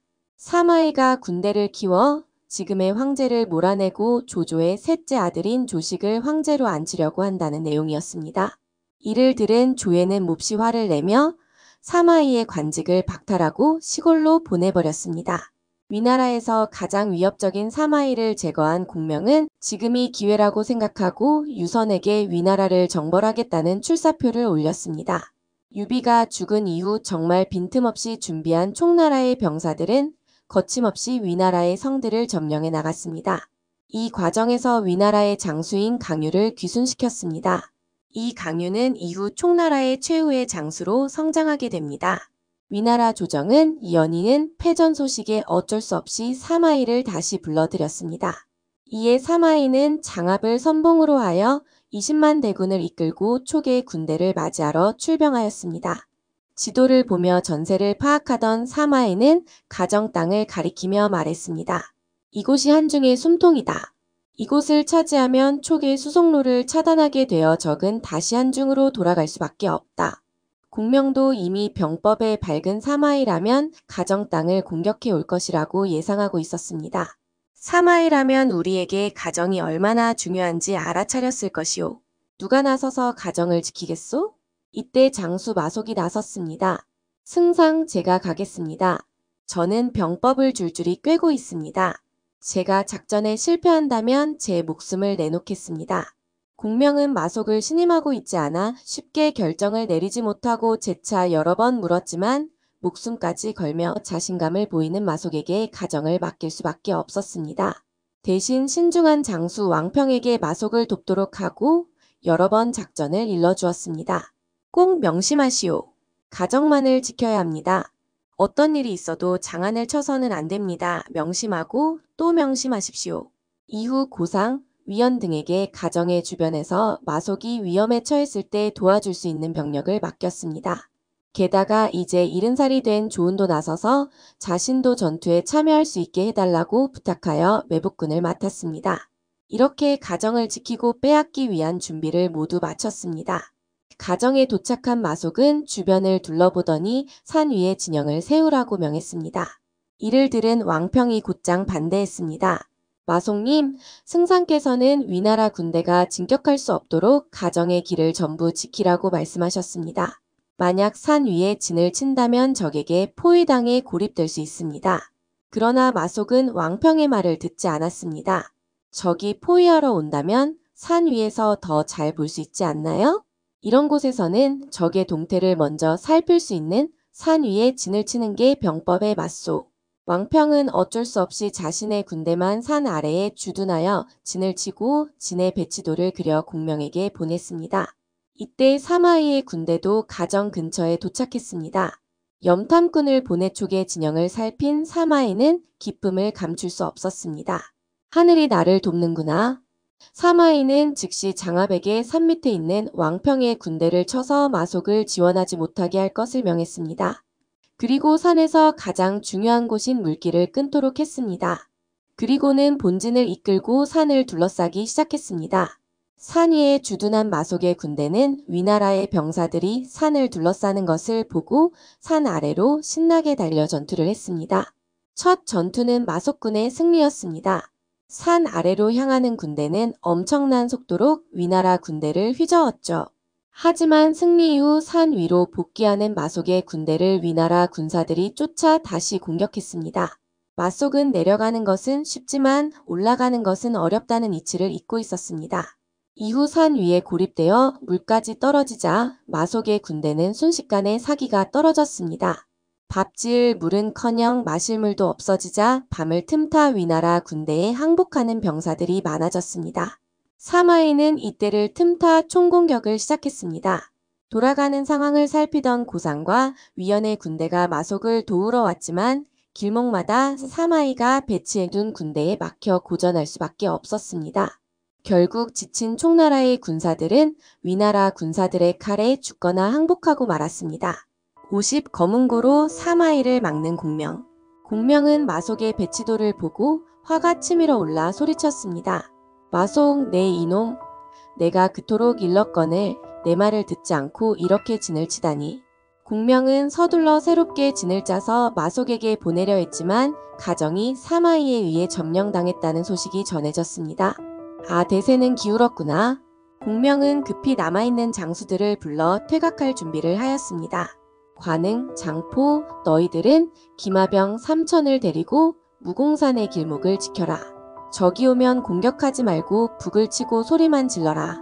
임무가 끝나면 양평관으로 가라. 마대, 강유, 너희들은 계곡에 숨어 있다가 적이 공격해 오면 반격하거라.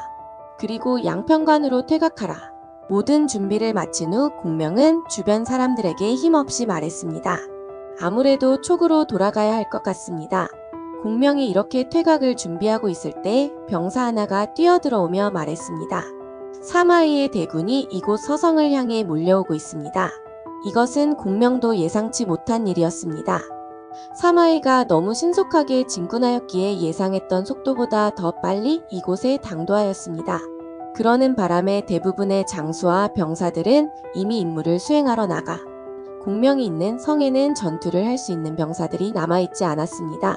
공명은 고민하더니 주변의 남은 신하들과 병사들에게 명했습니다. 모든 성문을 여시오.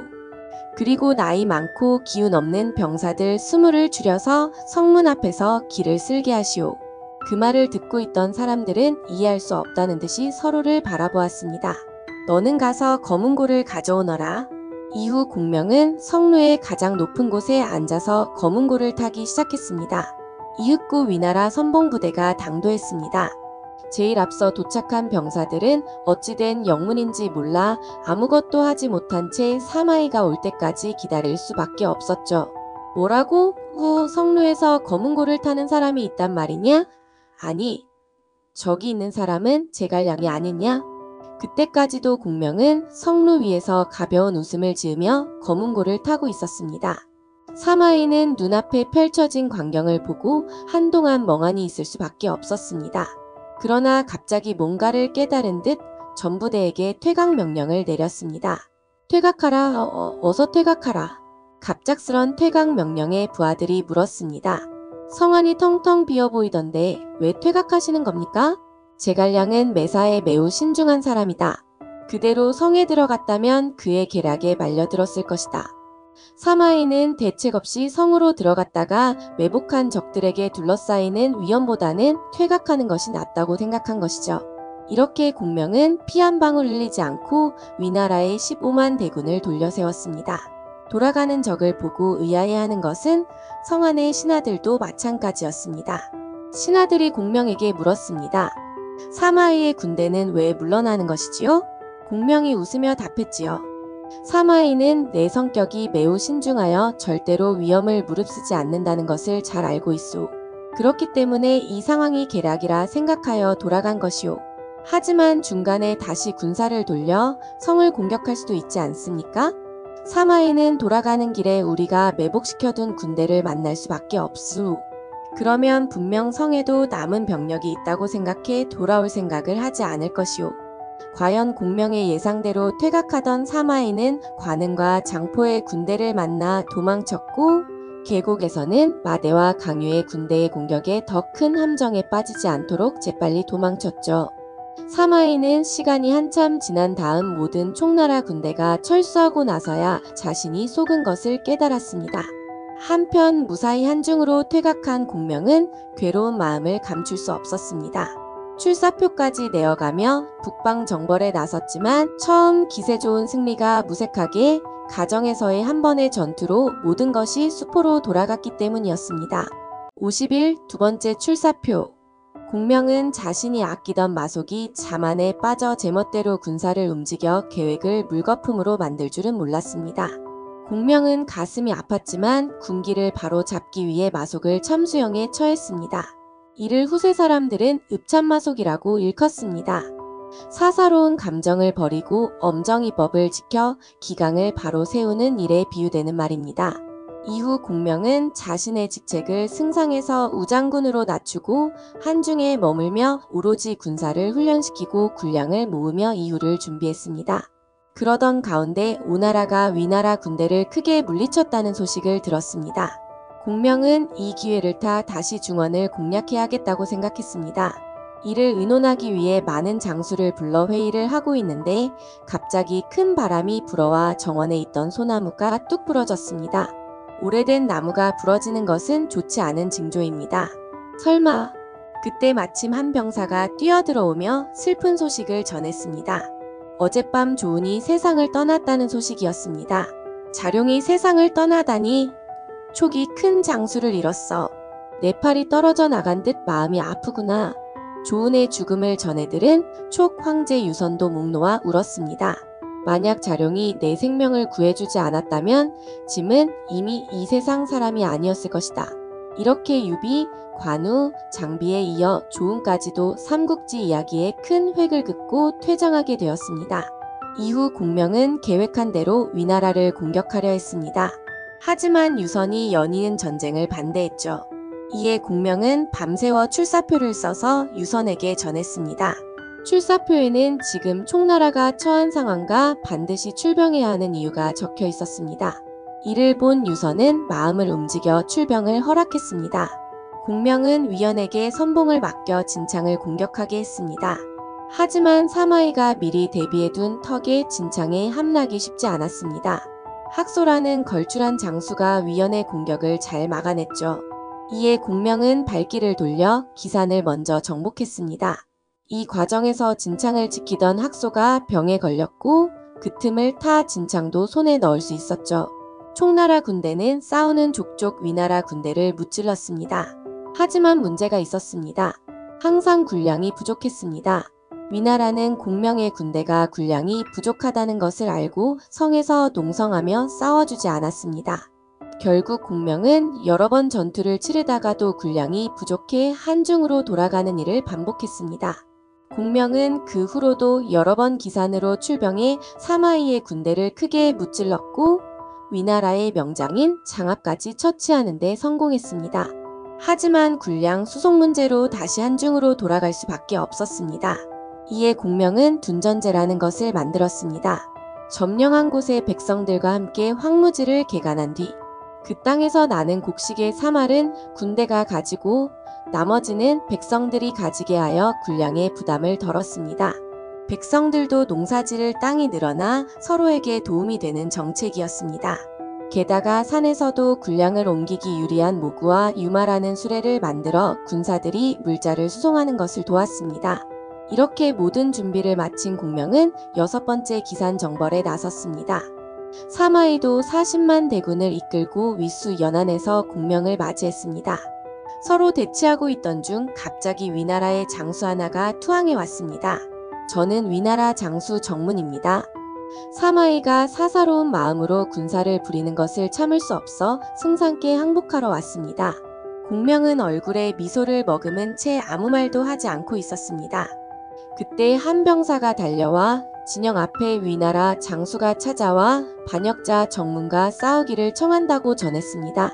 사마이가 저를 죽이려고 진랑을 보낸 것이 틀림없습니다.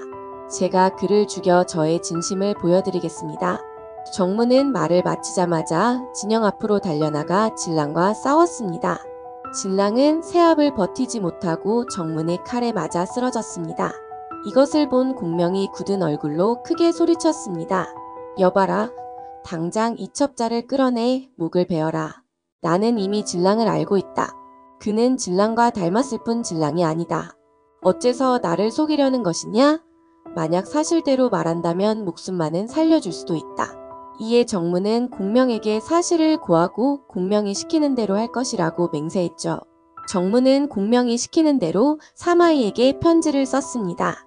제가 횃불을 올리면 직접 군사를 이끌고 와 습격하십시오. 편지를 본 사마이는 크게 기뻐하며 말했습니다. 하늘이 나를 돕는구나. 사마이는 진짜 진랑을 시켜 촉의 진영을 공격하게 했습니다. 그런데 진랑이 공격하러 왔을 때는 촉의 진영은 텅 비어 있었습니다. 그때 사방에서 횃불이 켜지더니 우레와 같은 함성과 함께 총나라 군사들이 밀물처럼 들어왔습니다. 후방에서 이 광경을 지켜보던 사마이는 주변에 횃불이 켜지자 정문의 계략이 성공한 것으로 생각해 자신도 촉의 진영으로 뛰어들었습니다.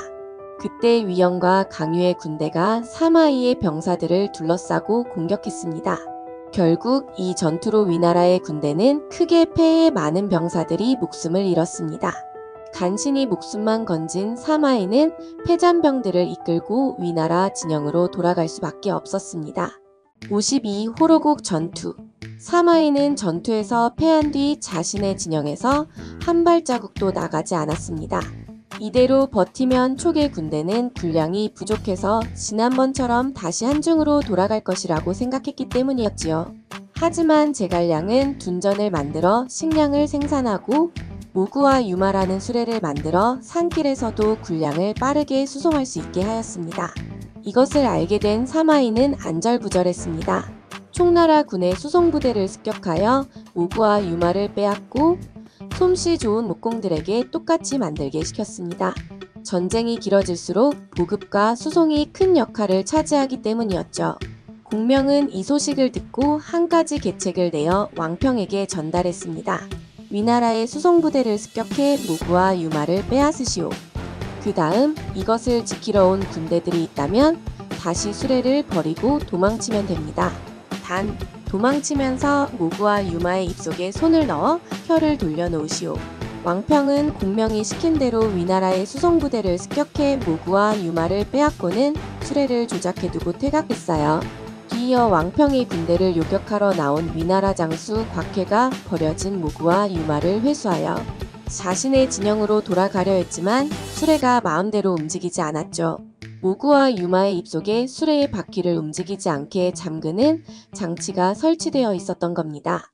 이것을 몰랐던 곽회의 군대는 끙끙거리다 사방에서 공격해오는 위영과 강유의 군대를 맞이할 수밖에 없었죠.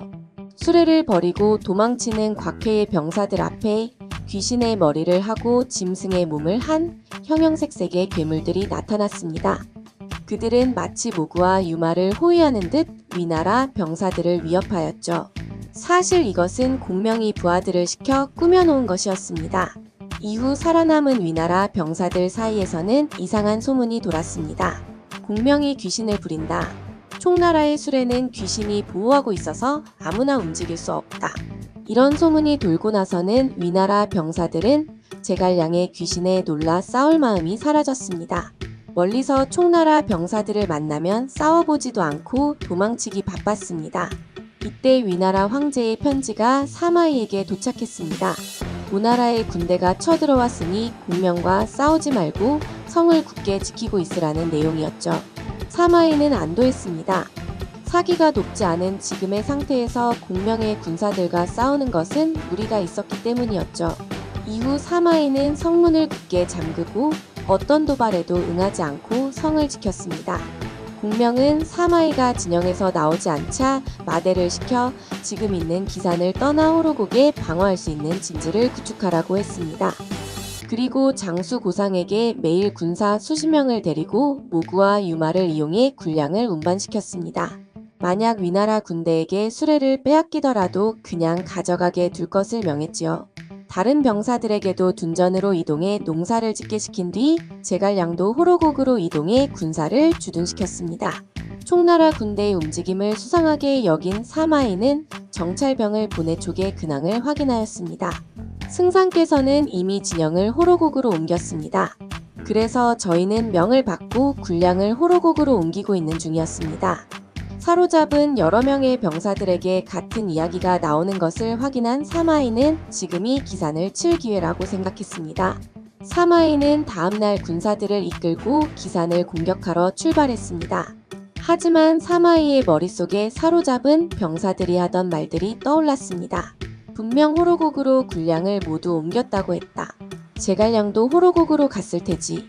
촉의 병력이 나뉘고 제대로 된 진영이 구축되지 않은 지금 호로곡을 점령한다면 촉의 식량을 차지할 수 있을 뿐만 아니라 제갈량도 붙잡을 수 있을지 모른다. 사마이는 기산을 향하던 말머리를 돌려 호로곡으로 향했습니다. 과연 호로곡은 지키는 병사들도 별로 없어 수월하게 점령할 수 있었습니다. 많은 식량 창고가 건설되어 있었고 이 식량들만 불태운다면 촉의 군사들은 어쩔 수 없이 다시 한중으로 퇴각할 수밖에 없을 것이었죠. 하지만 호로고 깊숙하게 들어온 사마에는 이상한 느낌이 들었습니다. 각 창고 앞에 마른 풀과 장작이 쌓여있는 것이 눈에 들어왔습니다. 게다가 어디선가 유황 냄새가 나는 것 같기도 하였습니다. 이런 생각이 머리를 스치고 퇴각 명령을 내리려는 그 순간 산 위에서 갑자기 큰 함성이 들리더니 불화살이 비오듯 쏟아졌습니다. 순식간에 호로곡으로 쳐들어왔던 사마이의 군대는 불길에 휩싸였습니다. 사마이는 자신이 계책에 빠진 것을 알고 모든 것을 포기하고 되뇌었습니다. 내가 여기서 죽게 되었구나. 그런데 갑자기 거센 바람이 불고 천둥 번개가 치더니 하늘에 구멍이라도 난 듯 큰 비가 내리기 시작했습니다. 그 비로 인해 호로곡의 불길이 잦아들자 사마이는 위수 북쪽으로 달아난 뒤 총나라 군대가 따라오지 못하도록 다리를 불태워버렸습니다. 공명은 이번이야말로 사마이를 잡을 수 있는 기회라고 생각했지만 비가 내려 호로곡의 불이 꺼지는 바람에 사마이를 놓치고 말았습니다. 아, 이를 꾸미는 건 사람이지만 그것을 이루는 건 하늘이 정하는 것이구나. 공명은 다음 기회를 준비했습니다. 그래서 군대를 오장원으로 이동시켜 다음 전쟁을 준비했습니다. 53. 오장원에서 진별, 공명의 죽음. 오장원으로 옮겨온 이후 공명은 계속해서 위나라를 공격했지만 사마이는 굳게 지키기만 할 뿐 싸움을 받아주지 않았습니다. 공명은 사마이를 화나게 하기 위해 여자들이 쓰는 빛과 속옷을 사마이에게 선물로 보냈습니다. 사내가 계집처럼 용기가 없다는 조롱이었지요. 선물을 받은 사마이는 처음에는 화가 났으나 이내 평정심을 찾고 말했습니다. 공명이 정신이 없나 보구나. 나를 여인네로 착각하다니. 그리고 나서는 선물을 가지고 온 사신에게 물었습니다. 승상은 잘 지내시는가? 이런저런 일들로 많이 바쁘시진 않으시고? 식사는 잘 하시느냐? 사신은 공손히 예의를 갖추어 대답했습니다. 마음 써주셔서 감사합니다. 승상은 잘 지내십니다. 여러 일을 하시느라 바빠서 늦게 잠이 드시고 식사는 아주 조금만 드십니다.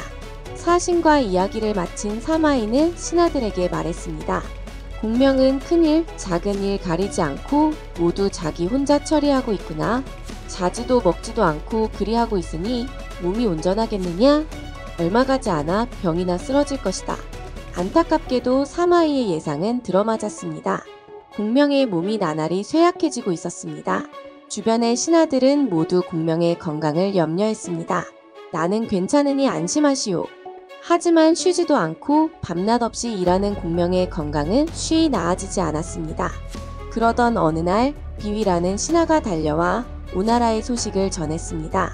승상의 분부대로 오나라에게 함께 위나라를 치자고 했습니다. 오나라는 30만 대군을 이끌고 위나라로 쳐들어갔으나 만총의 계략으로 모든 군량이 타버렸고 병력도 절반 이상이 죽거나 다쳤습니다. 이 소식을 들은 공명은 그 자리에서 쓰러졌습니다. 하늘이 나를 버렸구나. 나를 버렸어. 이때부터 공명의 병은 더욱 깊어졌고 나을 기미를 보이지 않았습니다. 위나라 군대가 쳐들어오고 있습니다.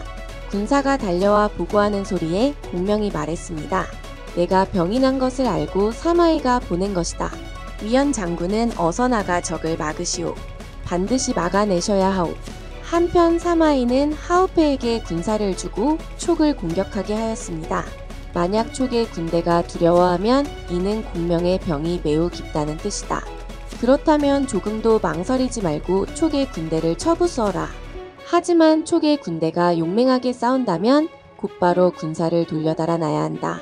그런데 총나라 위원의 군대는 아무 일도 없는 것처럼 평소와 같은 모습이었습니다. 결국 하우페는 제대로 싸워보지도 못하고 도망쳤지요. 한편 공명은 지금 이 시간에도 위중한 병세에 피를 토하기까지 하고 있었습니다. 강유, 내 한 가지 당부할 일이 있소. 공명은 강유를 보며 자애로움이 가득한 목소리로 말했습니다. 이것들은 내가 평생을 공부해 적고 그린 것들이오. 내 장수들을 살펴보니 오직 그대만이 이것을 받을 수 있을 거라 생각되어 그대에게 전하는 것이니 부디 잘 써주시오. 이렇게 공명은 자신의 후계자로 강유를 선택했지요. 그리고는 마대를 불렀습니다. 공명은 마대를 가까이로 부른 뒤 귓속말을 했습니다. 알겠소? 내가 죽은 뒤 반드시 일러준 대로 해야 하오. 다음은 병부와 인수를 양희에게 전하며 병사들을 맡겼습니다. 그리고 양희에게 이어서 말했습니다. 위원은 용맹하고 무예가 뛰어나나 쉽게 다룰 수 있는 인물이 아니오. 내가 죽고 나면 반드시 배신할 것이오. 그렇다면 어떻게 해야 합니까? 여기 비단 주머니가 있소. 나중에 때가 되었을 때 열어보시오. 이후에는 유선이 보낸 사자인 이복에게 말했습니다.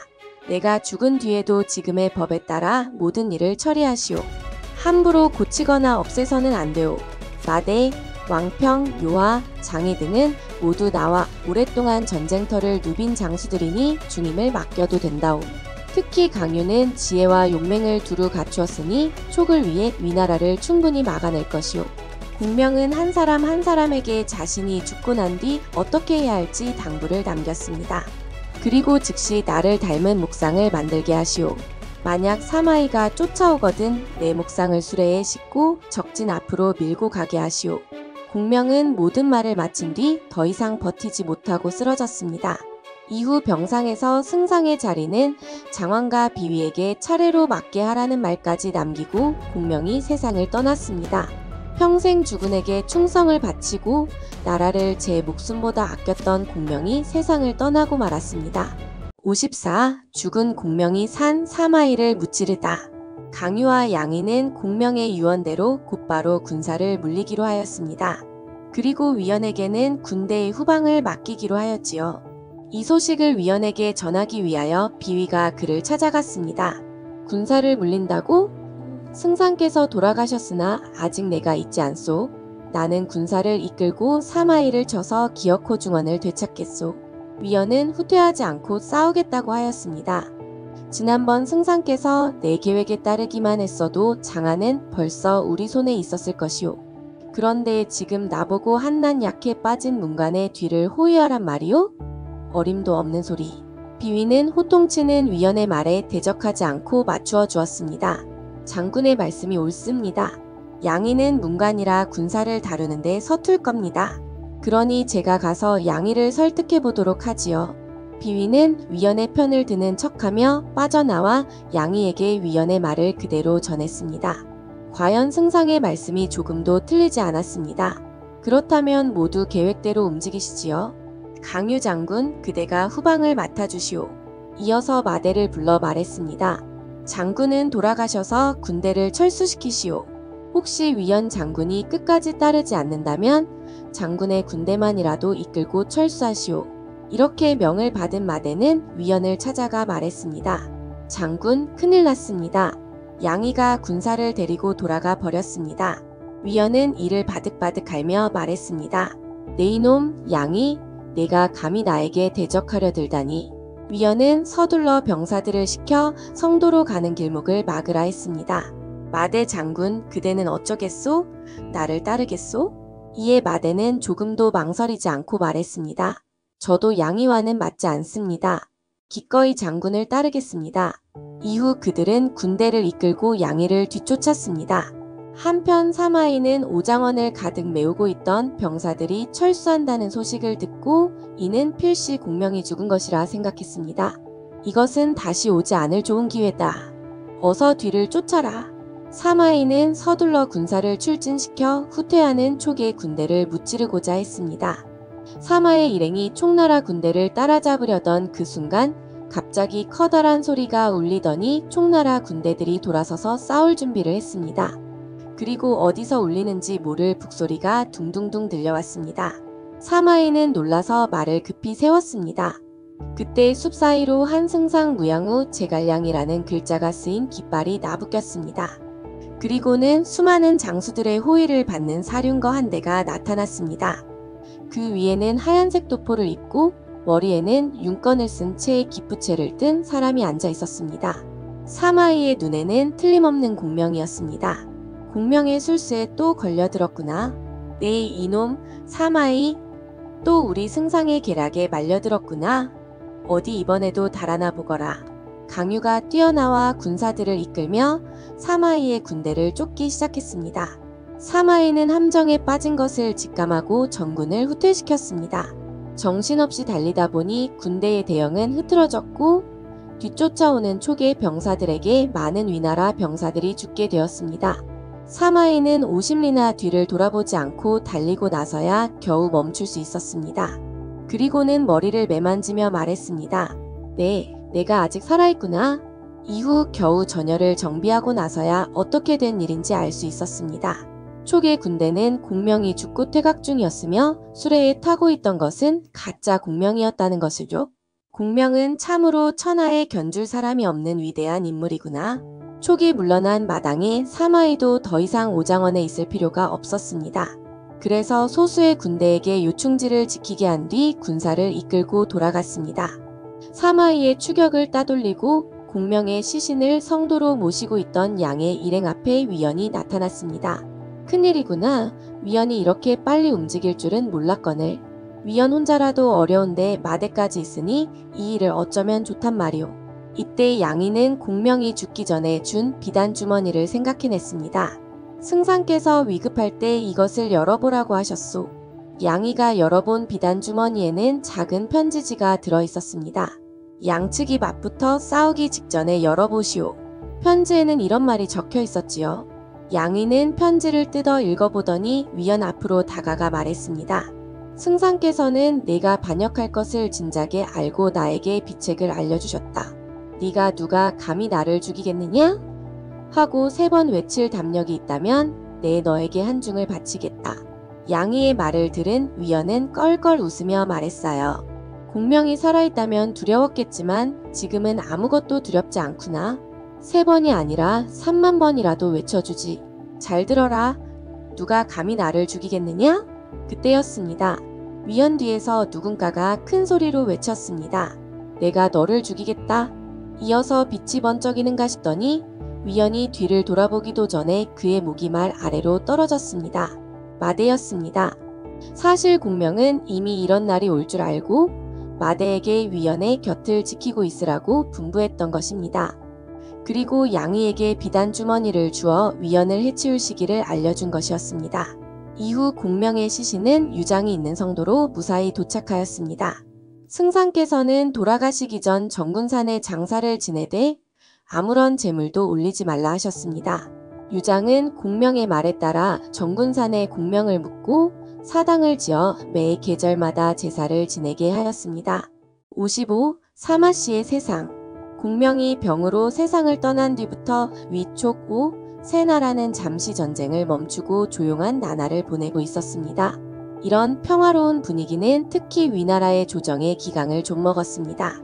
위나라 황제인 조에는 주색에 빠진 채 온종일 흥청망청 먹고 마시며 놀다가 건강이 악화되었습니다. 결국 젊은 나이에 죽고 어린 아들 조방이 황제가 되었습니다. 그리고 위나라는 어린 황제를 보필하는 대장군 조상과 태위 사마이 두 사람의 권력이 하늘을 찌르게 되었죠. 대장군 조상은 처음에는 사마이를 매우 존경하며 모든 일을 결정할 때 사마이의 의견을 물었습니다.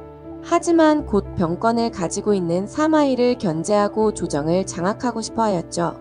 눈치 빠른 사마이는 조상이 자신을 죽이려 한다는 사실을 알고 병을 핑계로 집안에 들어앉아 바깥 출입을 하지 않았습니다. 두 아들인 사마사와 사마소도 벼슬을 반납하고 집에서 한가로운 시간을 보냈습니다. 조상은 견제하던 사마이가 아파서 집에 들어앉아 이제 자신의 세상이 된 줄 알았습니다. 하지만 조상이 어린 황제 조방과 함께 조회의 무덤에 제사를 지내러 갔을 때 웅크려 있던 사마이가 움직였습니다. 사마이는 두 아들과 병사들을 데리고 궁궐로 쳐들어가 궁을 점령했습니다.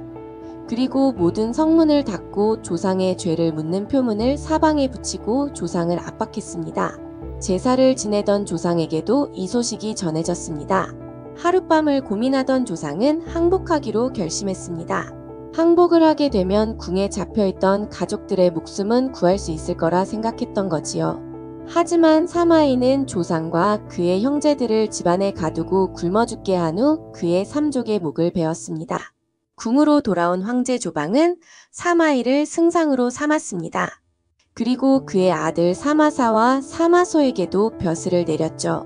이후 사마씨 일족이 위나라의 모든 권력을 손에 잡고 황제보다 높은 권세를 자랑하게 되었습니다.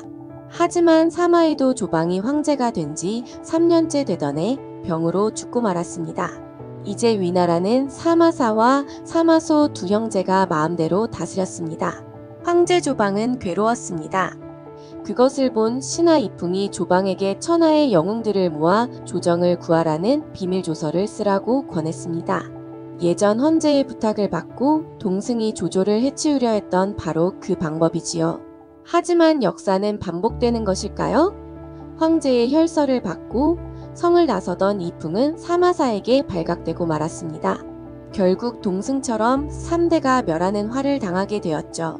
게다가 사마사는 황제인 조방까지도 폐위시킵니다. 황제가 주색에 빠져 간신들의 말만 믿으니 어찌 황제라 할 수 있겠소?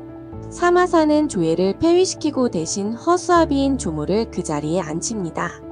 조모는 황제에 오른 뒤 사마사에게 황제에게 몸을 굽히지 않아도 되고 칼을 차고 어전에 오를 수 있는 특권을 주었죠. 이 소식을 들은 위나라의 태수들 중에는 반발하는 세력도 있었습니다. 양주를 지키고 있던 광구검은 수춘성에서 반란을 일으켰습니다. 사마사는 직접 군사를 이끌고 반란을 제압하러 출병하였습니다. 하지만 이때 사마사는 왼쪽 눈에 큰 혹이 생겼고 그것을 치료하던 중이었습니다. 하지만 전쟁을 치르는 와중 왼쪽 눈이 빠지는 등 병세가 더 깊어졌죠. 광구검의 반란은 오나라가 개입하여 수춘성을 점령하면서 마무리되었습니다. 돌아갈 곳이 없어진 광구검이 신현의 혈령 송백에게 도움을 구하러 갔으나 송백은 광구검을 맞이한 뒤 몰래 광구검의 목을 베어버렸지요. 이렇게 반란은 진압되었으나 사마사는 병상에서 일어나지 못했습니다. 결국 사마소에게 모든 권한을 물려주고 죽고 말았죠. 이때부터 나라 안팎의 모든 일들은 모두 사마소 혼자서 처리하게 되었습니다. 조모가 황제에 오른 지 5년이 되던 해 군신들은 황제에게 사마소를 진공해 봉하라고 청했습니다. 하지만 조모가 그것을 들어주지 않았죠. 허수아비로 세워졌지만 황제로서 무시를 당하며 살던 조모가 결국 화를 참지 못하고 궁궐의 호위병 300을 이끌고 사마소를 치기 위해 뛰어갔습니다. 하지만 궁궐을 벗어나기도 전에 사마소의 신복 가춤과 창을 잘 다루는 성제가 이를 막아섰습니다. 나는 황제다. 누가 감히 나의 길을 막는가? 이를 보고 가충이 성제에게 낮게 말했습니다. 네가 할 일을 알겠는가? 이 말을 듣고 성제는 달려가 조모의 가슴에 창을 찔러 넣었습니다. 이렇게 위나라 황제 조모가 비명도 지르지 못하고 죽게 되었죠. 이후 사마소는 황제의 시체 앞에서 놀란 척을 하며 울었습니다. 그리고 황제를 시해한 성제의 혀를 잘라 다른 말이 나오는 것을 막았죠. 결국 사마소는 다른 허수아비 왕인 조왕을 황제의 자리에 앉혔습니다. 이렇게 위나라는 사마성을 가진 사마의 사마사 사마소로 권력이 이어지게 되었습니다. 56. 천하통일. 2년 뒤 사마소는 촉을 치기로 결심했습니다. 촉의 마지막 희망인 강유는 권력 다툼을 피해 답중이라는 곳에서 둔전을 만들며 새를 키우고 있었습니다. 이를 안 사마소는 등에게 군사 10만을 보내 강유를 답중에 묶어두게 하였습니다. 그리고는 20만 대군을 이끌고 한중을 치도록 했죠. 강유는 이 사실을 알고 유선에게 편지를 보내 오나라에게 지원군을 요청할 것과 자신이 군사를 일으킬 수 있도록 요청하였습니다. 하지만 유선의 주변에는 황관 황후가 있었습니다. 황후는 유선에게 간사하게 조언하였습니다. 강유가 공을 세우고 싶어서 있지도 않은 일을 크게 부풀리는 것입니다. 유선은 이 말을 듣고 위나라의 침략에 제대로 대비하지 않았습니다. 결국 위나라 장수 종회의 대군은 무서운 기세로 총나라를 점령하였고 그제서야 유선은 사태의 심각성을 알게 되었습니다. 유선이 제갈량의 아들인 제갈첨에게 적의 침략을 막을 것을 명했으나 아무 준비도 되지 않은 상태로 위나라의 군사를 막을 수는 없었습니다. 결국 제갈첨은 희망이 없음을 알고 성문을 열고 병사를 이끌고 나가 싸우다 칼로 자신의 목을 직접 찔렀습니다. 제갈첨의 아들 제갈상도 이 모습을 보고 위나라 군사들에게 달려나가 싸우다 장렬히 전사했지요. 이쯤 되자 성도에서는 유선에게 항복해야 한다는 신하들이 많아졌습니다. 하지만 유선의 다섯째 아들 유심은 절대 항복은 하면 안 된다고 끝까지 맞서 싸우자고 했습니다. 하지만 유선의 생각은 달랐습니다. 이에 실망한 유심은 유비의 무덤을 찾아가 통곡하고는 스스로 목숨을 끊었습니다. 결국 유선은 수십 명의 신하들과 함께 위나라의 장수, 등해의 군대 앞에 항복을 했습니다. 유비, 관우, 장비, 그리고 제갈량의 긴 서사가 만든 총나라가 그렇게 망했습니다. 이 소식을 들은 강유는 피가 거꾸로 솟는 것 같았습니다. 더 이상 선택의 여지가 없다고 생각하고 장익, 요하 등을 이끌고 종해에게 투항하였죠. 하지만 강유는 진심으로 항복한 것이 아니었습니다. 강유는 종해의 곁에서 그의 비위를 맞추어 가며 종해의 신임을 얻고자 했습니다. 강유는 종해와 등해가 서로 의심을 하게 만든 뒤 그 틈을 타 촉을 다시 재건할 계획이었습니다. 하지만 안타깝게도 그의 계획은 사마소에게 들통나고 말았습니다. 결국 강유는 긴 탄식과 함께 스스로 목숨을 끊고 말았습니다. 촉까지 정벌한 위나라의 사마소는 허수아비 황제인 조안에게 자신을 진왕으로 삼게 하였습니다. 그리고 사마소는 큰아들인 사마염을 세자로 책봉하였습니다. 하지만 진왕 사마소는 갑자기 중풍이 생겼고 병세가 급속하게 나빠져 사망하게 되었습니다. 권력은 자연스럽게 사마염에게 전달되었죠. 사마염은 진왕에 오르자마자 야심을 드러냈습니다. 황제의 자리를 뺏고자 하였죠. 그저 허수아비였던 황제 조안은 사마염이 시키는 대로 할 수밖에 없었습니다. 결국 문무백관들을 모두 모아두고 사마염 앞에 꿇어앉아 황제의 자리를 넘기게 되죠. 이렇게 황제가 된 사마염은 국호를 진으로 바꾸었습니다. 이로써 조조가 세운 위나라도 역사 속으로 사라지게 되었습니다. 한편 오나라에서는 송건이 병으로 죽고 태자인 솔량이 그 뒤를 이어 황제가 되어 있었습니다. 솔량은 자신의 자리를 위협하던 황족 손침을 견제하고 있었는데 어느 날 손침이 그 사실을 알고 관련된 모든 사람들을 죽여버립니다. 이 일로 솔량은 폐위되었고 권력은 손침이 가지게 되었죠. 이후 여러 과정을 거쳐 손호가 황제가 되어 오나라를 다스리게 되었습니다. 손호는 처음에는 나라를 잘 다스렸습니다. 하지만 점점 본색을 드러내더니 주색에 빠져 정사를 돌보지 않았지요. 이때 진나라의 황제 사마염은 강동으로 눈길을 돌리고 있었습니다. 그리고 손호가 오나라에서 신의를 잃은 것을 확인하자 곧바로 병사를 이끌고 오나라로 진격하였지요. 오나라의 병사들은 누구도 나라를 위해 목숨을 바치려 하지 않았습니다. 그동안 손호의 행실에 모두 지쳐 있었던 것이었죠. 이렇게 별 어려움 없이 오나라를 점령하게 되자 손호는 어쩔 수 없이 진나라의 사마염에게 항복할 수밖에 없었습니다. 이로써 여러 영웅호걸들이 나고 졌던 삼국시대가 막을 내리고 사마염의 진나라로 천하가 하나로 통일되었습니다. 그동안 어린이들도 재미있게 듣는 제일 쉬운 삼국지를 들어주셔서 감사합니다. 한 번은 꼭 읽어야지 하고 생각하다가도 막상 읽기 쉽지 않은 삼국지를 이번 기회에 접하신 분들이 많았으면 좋겠습니다. 또 요즘 아이들이 삼국지를 잘 모른다는 이야기를 듣고 조금 쉽게 삼국지 내용을 전달하려 하였습니다. 이야기를 듣고 관심이 생긴 분들은 꼭 도서관에서 삼국지연의를 빌려서 읽어보시길 바랍니다. 영상에서는 다 하지 못한 이야기들이 기다리고 있답니다. 다시 한번 끝까지 이야기를 들어주셔서 감사합니다.